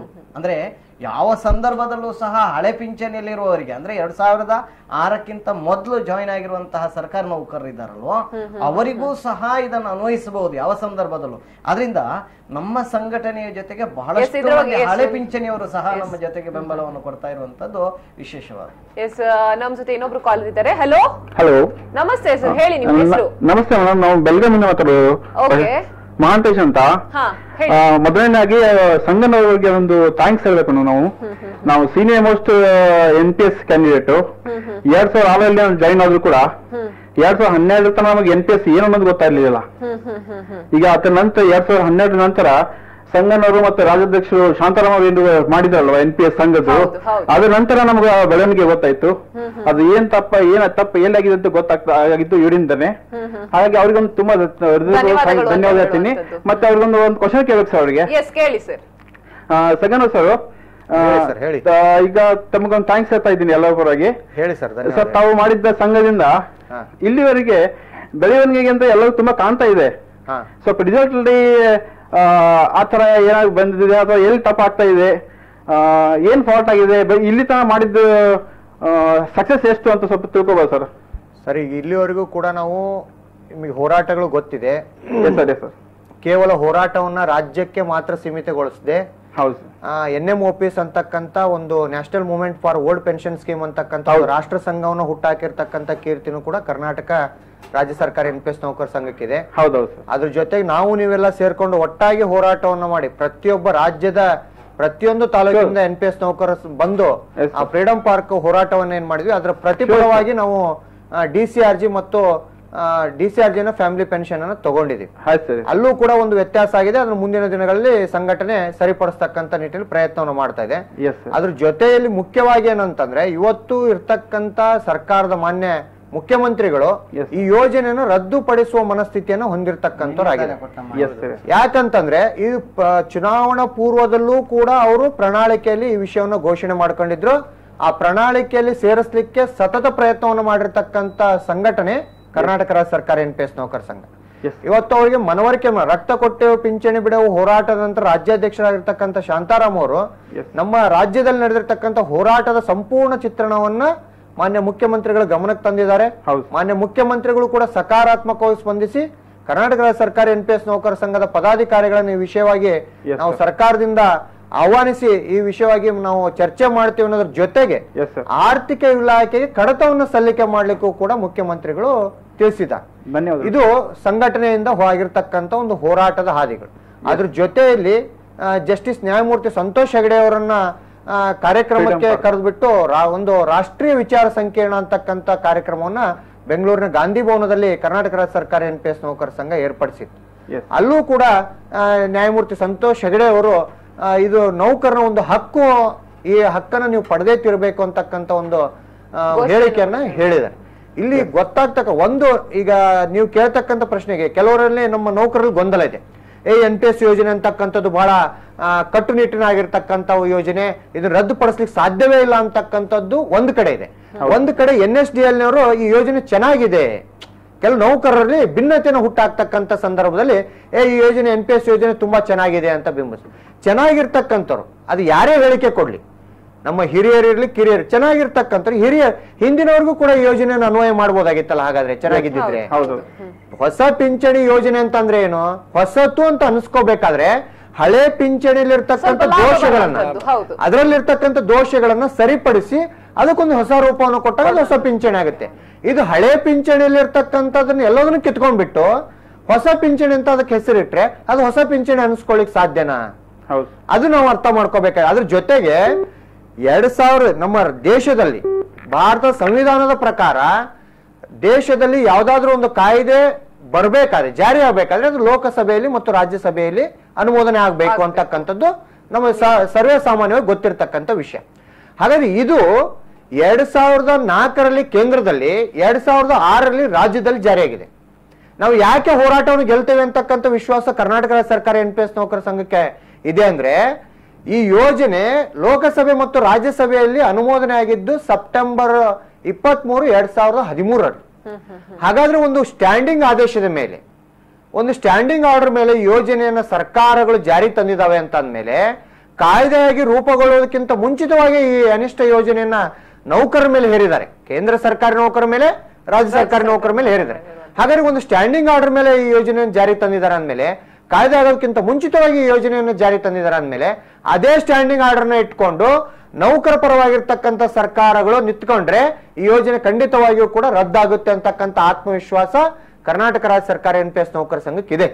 ಹಾಗಾಗಿ ನಾವು ಈ ಯೋಜನೆಯನ್ನು ರದ್ದುಪಡಿಸೋವರೆಗೂ ಇವತ್ತೇನು ಮುಖ್ಯಮಂತ್ರಿಗಳು ಈ NPS ಯೋಜನೆ ಬಗ್ಗೆ ತಮ್ಮ ಹೇಳಿಕೆಗಳನ್ನು ಕೊಡ್ತಾ ಇದ್ದಾರೆ, ಹಲವಾರು ಶಾಸಕರುಗಳು ಕೊಡ್ತಾ ಇದ್ದಾರೆ. ಯಾಕೆ ಕೊಡ್ತಾ ಇದ್ದಾರೆ? ಸಂಘಟಿತವಾಗಿರ್ತಕ್ಕಂಥ ಹೋರಾಟದ ಪ್ರತಿಫಲ. ಇವತ್ತು ಈ ಒಂದು ಕಾಲರ್ ನಮ್ಮ ಜೊತೆ ಇದ್ದಾರೆ. ಹೆಲೋ, ನಮಸ್ತೆ. ಹೆಲೋ ಹಲೋ ಸರ್, ನಮಸ್ತೆ, ಹೇಳಿ. ನಮಸ್ತೆ. ನಮಸ್ತೆ. ನಿಮ್ಮ ಹೆಸರು ಮತ್ತು ಎಲ್ಲಿಂದ ಮಾತಾಡ್ತಾ ಇದ್ದೀರಾ? ನೀವು ಸರ್ಕಾರಿ ನೌಕರರೇ ಅಥವಾ ಈ ಒಂದು NPS ನಿಂದ ವಂಚಿತರಾದವರು? ಮಂಗಳೂರಿಂದಾನೆ. ಹಲೋ, ಹಾ ಹೇಳಿ ಸರ್. ನಾನು ಸೀನಿಯರ್ ಸಿಟಿಜನ್, ಮಂಗಳೂರು ಒಬ್ಬ ನಾಗರಿಕನಾಗಿ ಮಾತಾಡ್ತಾ ಇರೋದು. ಹೇಳಿ. ನನ್ನ ಪ್ರಶ್ನೆ ಅಂದ್ರೆ, ಈಗ ನೀವು NPS ಗೆ ಏನೀಗ ಹೋರಾಟ ಮಾಡ್ತಾ ಇದ್ರಲ್ಲ, ಅದಕ್ಕೆ ನನ್ನ ಥ್ಯಾಂಕ್ಸ್. ಬಟ್ ಇದು ನೀವು ಅಪಾಯಿಂಟ್ಮೆಂಟ್ ಸೇರುವಾಗ್ಲೇ ಆ ಕಂಡೀಷನ್ ನಿಮ್ಗೆ ಗೊತ್ತಿರ್ಲಿಲ್ವಾ? ಅವಾಗ ನಾವು ಅಪ್ಲೈ ಮಾಡುವಾಗ ಅವ್ರ NPS ಇದೆ ಅಂತ ಹೇಳಿರುತ್ತಲ್ವಾ ಸರ್ಕಾರ? ಸರ್ ಒಳ್ಳೆ ಪ್ರಶ್ನೆ. ಹಾ ಹೇಳಿ ಸರ್ ಹೇಳಿ. ಕೂಡ ಅದನ್ನ ಒಮ್ಮೆ ಜಾಯಿನ್ ಆದ್ಮೇಲೆ ನಾವು ಹೋರಾಟ ಮಾಡೋದು ತಪ್ಪಲ್ವಾ ಸರ್? ಈಗ ನಮ್ಗೆ ಇನ್ ಕೇಸ್ ನಮ್ಗೆ ಅದ್ ಬೇಡ ಅಂತ ಆಗಿದ್ರೆ ನಾವು ಅದಕ್ಕೆ ಸೇರ್ಲೇಬಾರ್ದಾಗಿತ್ತು ಸರ್. ಈಗ ಸರ್ಕಾರಿ ನೌಕರಿ ಅಂತಕ್ಕಂಥದ್ದು ನೌಕರನ ನಿವೃತ್ತಿಯ ನಂತರ ಕೊಡ್ತಕ್ಕಂಥ ಪಿಂಚಣಿ ಅಂತಕ್ಕಂಥದ್ದು ನೌಕರನ ಊರುಗೋಲು ಅಲ್ಲ ಸರ್. ಅದೇ ನಿಮ್ ಪಾಯಿಂಟ್ಗೆ ಬರ್ತೀನಿ ಸರ್. 2006ರಲ್ಲಿ ಅಲ್ಲ 2006ರಲ್ಲಿ ನೇಮಕಾತಿ ಮಾಡುವಾಗ ಅದನ್ನ ಹೇಳಿರುತ್ತಲ್ವಾ ಸರ್? ಸರ್ಕಾರ ಹೇಳಿರುತ್ತೆ ನಮ್ಗೆ ಈ ತರ ನಾವು ಯೋಜನೆ ತಂದಿದ್ವಿ ಅಂತ. 2013ರಿಂದ ಹೇಳ್ತಾ ಇದೆ ಸರ್. 2013ರಿಂದ ಹೇಳ್ತಾ ಇದೆ. ಈಗ ಒಂದು ನೋಟಿಫಿಕೇಶನ್ ಮಾಡಿದಾಗ ಅದು ಇಂತಿಂತ ಕಂಡೀಷನ್ಸ್ ಅಂತ ಹೇಳಿರುತ್ತೆ. 2006ರಲ್ಲಿ ಇಲ್ಲ ಸರ್. ಇಲ್ಲ 2006ರಲ್ಲಿ ನೇಮಕಾತಿ ಆಗಿರ್ತಕ್ಕಂಥ ನೋಟಿಫಿಕೇಶನ್ ಅಲ್ಲಿ NPS ಯೋಜನೆಯನ್ನ ಜಾರಿ ತರ್ತೀವಿ ಅಂತಕ್ಕಂಥದ್ದು ಕಂಡೀಷನ್ ಎಲ್ಲೂ ಕೂಡ ನೋಟಿಫಿಕೇಶನ್ ಅಲ್ಲಿ ಇಲ್ಲ. ತದನಂತರ ನೇಮಕಾತಿ ಆಗ್ತಕ್ಕಂಥ ನೌಕರ ಅದರಲ್ಲೂ ಕೂಡ ವಿಶೇಷವಾಗಿ ನಿಮ್ ಗಮನಕ್ಕಿರ್ಲಿ NPS ಯೋಜನೆಯಲ್ಲಿ ಹಣ ಕಟಾವಣೆ ಪ್ರಾರಂಭವಾಗಿದ್ದೆ 2010ರಲ್ಲಿ. 2010ರಿಂದ ಹಣ ಕಟಾವಣೆ ಪ್ರಾರಂಭ ಆಗಿರೋದ್ರಿಂದ ನಾವು ಕಂಡೀಷನ್ ಈಗ ಒಬ್ಬ ಸಾಮಾನ್ಯವಾಗಿ ಸರ್ಕಾರಿ ನೌಕರಿಗೆ ಬರ್ತಕ್ಕಂಥವ್ರು ಮಧ್ಯಮ ವರ್ಗದ ಕುಟುಂಬದವರು, ಬಡ ಕುಟುಂಬದವರು ಸರ್ಕಾರಿ ನೌಕರಿ ಬರ್ತೇವಿ. ಯಾಕೆ ಬರ್ತೀವಿ? ಸರ್ಕಾರಿ ನೌಕರಿ ಅಂತಕ್ಕಂಥದ್ದು ಭದ್ರತೆ ಇದೆ, ವ್ಯಕ್ತಿಯ ಜೀವನಕ್ಕೆ ಭದ್ರತೆ ಇದೆ ಅಂತಕ್ಕ. ನೀವ್ ಹೇಳ್ದಾಗೆ ಅಲ್ಲ ಸರ್, ನೀವ್ ಹೇಳ್ದಾಗೆ ಪಿಂಚಣಿ ಕೇಳೋದು ತಪ್ಪು ಅನ್ನೋದಾಗಿದ್ರೆ, ಪಿಂಚಣಿ ಕೇಳೋದು ನಾವು ತಪ್ಪು ಅನ್ನೋದಾಗಿದ್ರೆ ಅಲ್ಲ ಸರ್ಕಾರ. ಈಗ ಸರ್ ನಾನೇ ಹೇಳ್ತಾ ಇದ್ದೀನಿ, ಸರ್ಕಾರಿ ನೌಕರರು, ನಾನು ಕೇವಲ NPS ಅಂತ ಹೇಳ್ತಾ ಇಲ್ಲ, ರಾಜ್ಯದಲ್ಲಿರ್ತಕ್ಕಂಥ ಎಲ್ಲಾ ಸರ್ಕಾರಿ ನೌಕರರು ಸರ್ಕಾರ ತರ್ತಕ್ಕಂಥ ಯೋಜನೆಗಳ ಪ್ರತಿಯೊಂದು ಯೋಜನೆಗಳನ್ನ ಸಾರ್ವಜನಿಕರಿಗೆ ತಲುಪಿಸ್ತಕ್ಕಂಥ ಜವಾಬ್ದಾರಿಯುತ ಕೆಲಸ ಮಾಡ್ತಕ್ಕಂಥವ್ರು ರಾಜ್ಯದ ಪೂರ್ತಿ ಆಡಳಿತ ಯಂತ್ರವನ್ನು ನಡೆಸ್ತಕ್ಕಂಥ ಸರ್ಕಾರಿ ನೌಕರರು. ನಾವು ಅದನ್ನ ಮಾಡ್ತಾ ಇರೋರು ನಾವು ಎಗನೆಸ್ಟ್ ಸರ್ಕಾರ ಮಾಡ್ದಾಗೆ ಆಗೋದಿಲ್ಲ. ಎಗನೆಸ್ಟ್ ಸರ್ಕಾರ ಅಲ್ಲ sir, against to policy decide ಮಾಡಿರ್ತೀವಲ್ವಾ. ಅಲ್ಲ, ಎಗನೆಸ್ಟ್ ಟು ಪಾಲಿಸಿ. ಇಲ್ಲಿ ನಾವು ಸರ್ಕಾರದ ವಿರುದ್ಧ ಹೋರಾಟ ಅಲ್ಲ, ಯೋಜನೆ ವಿರುದ್ಧವಾಗಿರ್ತಕ್ಕಂಥ ಹೋರಾಟ. ನಾವು ಆ ಯೋಜನೆಗೆ ಹೊಂದ್ಕೊಂಡೆ ಅಲ್ವಾ ಸರ್ ಫಸ್ಟ್ ಜಾಯಿನ್ ಆಗಿರ್ತೀವಿ. ಇಲ್ಲ, ಒಂದು ಯೋಜನೆಗಳು ಜಾರಿ ಆಗುವಾಗ ಅದು ಎಲ್ಲವೂ ಒಳ್ಳೇದಾಗಿರ್ಬೇಕು ಮತ್ತು ಅದು ಪರ್ಮನೆಂಟ್ ಅಂತ ಇಲ್ಲ. ಯೋಜನೆಗಳು ಸರಿ ಇಲ್ಲ ಅಂತಂದ್ರೆ ಅದನ್ನ ಕಾಲಕ್ಕೆ ಬದಲಾಯಿಸುವಂತದ್ದು. ಕೆಲವೊಮ್ಮೆ ಆ ಯೋಜನೆಗಳು ದುಷ್ಪರಿಣಾಮಗಳು, ನಿರೀಕ್ಷೆಗಳು ಬೇರೆ ಇರುತ್ತೆ. ಎಷ್ಟೋ ಸರ್ಕಾರಿ ಯೋಜನೆಗಳು ಅಷ್ಟೇ, ಆ ನಿರೀಕ್ಷೆಗಳು ಸುಳ್ಳಾಗಿದ್ದಾಗ. ಹೇಳಿ ಸರ್. ಹಲೋ ಹೇಳಿ ಸರ್. ಹಲೋ, ನಾವು ಒಂದು ವ್ಯವಸ್ಥೆ ಒಳಗೆ ಹೋಗಿ ಆ ವ್ಯವಸ್ಥೆ ವಿರುದ್ಧ ಹೋರಾಟ ಮಾಡಿದಾಗೆ ಆಗಿತ್ತಲ್ವಾ. ವ್ಯವಸ್ಥೆ ಒಳಗೆ ನಾವು ಸೇರ್ಕೊಂಡಿದೀವಿ ಆಲ್ರೆಡಿ. ಈಗ ಸರ್ ವ್ಯವಸ್ಥೆ, ನಾವು ವ್ಯವಸ್ಥೆ ಒಳಗಡೆನೆ ಇದೀವಿ, ವ್ಯವಸ್ಥೆ ಒಳಗಡೆನೆ ಹೋರಾಟ ಮಾಡ್ತಾ ಇದೀವಿ. ಒಬ್ಬ ಸರ್ಕಾರಿ ನೌಕರನಾಗಿ ಯಾವ ಒಂದು ಚೌಕಟ್ಟಿನ ಒಳಗಡೆ ಹೋರಾಟಗಳನ್ನ ಮಾಡಬೇಕು ಅಂತ ಇದೆಯೋ ಆ ಪ್ರಕಾರವಾಗಿ ಹೋರಾಟಗಳನ್ನ ಮಾಡ್ತಾ ಇದ್ದೇವೆ ಹೊರತು ಸರ್ಕಾರದ ವಿರೋಧಿಸ್ಬೇಕು ಅಥವಾ ಸರ್ಕಾರನ ಧಿಕ್ಕರಿಸ್ಬೇಕು ಅಂತಕ್ಕಂಥದ್ದಲ್ಲ. ಇಲ್ಲಿ ಯಾರು ನೋವಾಗಿದೆಯೋ ಅವ್ರ ನೋವಿನಿಂದ ಅವರ ನೋವನ್ನ ಪರಿಹಾರ ರೂಪವಾಗಿ ಹೋರಾಟಗಳನ್ನ ಮಾಡ್ತಾ ಇದೀವಿ. ಸರ್ ಇನ್ನೊಂದು, ಸರ್ಕಾರಿ ನೌಕರನ್ನು ಮಾತ್ರ ಮೋಸ ಮಾಡ್ತಾ ಇರುವಂತದ್ದಲ್ಲ. ಇಲ್ಲಿ 10% ದುಡ್ಡನ್ನು ಸರ್ಕಾರಿ ನೌಕರರಿಂದ ಕಟಾವು ಮಾಡ್ತಾ ಇದ್ದಾರೆ, ಇನ್ನ 10% ದುಡ್ಡನ್ನು ಸರ್ಕಾರ ಹಾಕ್ತಾ ಇದೆ. ಅಂದ್ರೆ ಸರ್ಕಾರ 10% ದುಡ್ಡನ್ನು, ಯಾರದು ದುಡ್ಡು? ಅದು ಸಾರ್ವಜನಿಕರ ದುಡ್ಡನ್ನು ಹಾಕ್ತಾ ಇದೆ. ಅಂದ್ರೆ ಈ ದುಡ್ಡು ಎಲ್ಲಿಗೆ ಹೋಗ್ತಾ ಇದೆ? ಷೇರು ಮಾರುಕಟ್ಟೆಗೆ ಹೋಗ್ತಾ ಇದೆ. ಷೇರು ಮಾರುಕಟ್ಟೆ ಎನ್ನುವಂಥದ್ದು ಪಕ್ಕ ಜೂಜು, ನಮಗೆ ಗೊತ್ತಿದೆ, ಜೂಜಿನ ಒಂದು ಆಟ ಆಗಿದೆ. ಇಲ್ಲಿ ನಮ್ಮನ್ನು ಮೋಸ ಮಾಡುವುದರ ಜೊತೆಗೆ ಹಿರಿಯರು ಕಾಲ್ ಮಾಡ್ತಾ ಇದ್ದಾರೆ ನೋಡಿ, ಸಾರ್ವಜನಿಕರು ನಮ್ಮ ಹೋರಾಟಕ್ಕೆ ಬೆಂಬಲವಾಗಿ. ಯಾಕಂದ್ರೆ ಇದು ನಮ್ಮನ್ನು ಮಾತ್ರ ಮೋಸ ಮಾಡುವಂತದ್ದಲ್ಲ, ಸಾರ್ವಜನಿಕರ ದುಡ್ಡನ್ನು ಸಹ ಒಂದು ರೀತಿ ವಸೂಲಿ ಮಾಡ್ತಾ ಇರುವಂತದ್ದನ್ನು ಸಹ ಗಮನಿಸಿಕೊಳ್ಬೇಕು. ಇನ್ನು ಇದ್ರ ಬಗ್ಗೆ ಇನ್ನಷ್ಟು ಹೆಚ್ಚಿನ ಮಾಹಿತಿಯನ್ನು ಪಡ್ಕೊಳ್ಳೋಣ, ಅದಕ್ಕೂ ಮುನ್ನ ಒಂದು ವಿರಾಮ.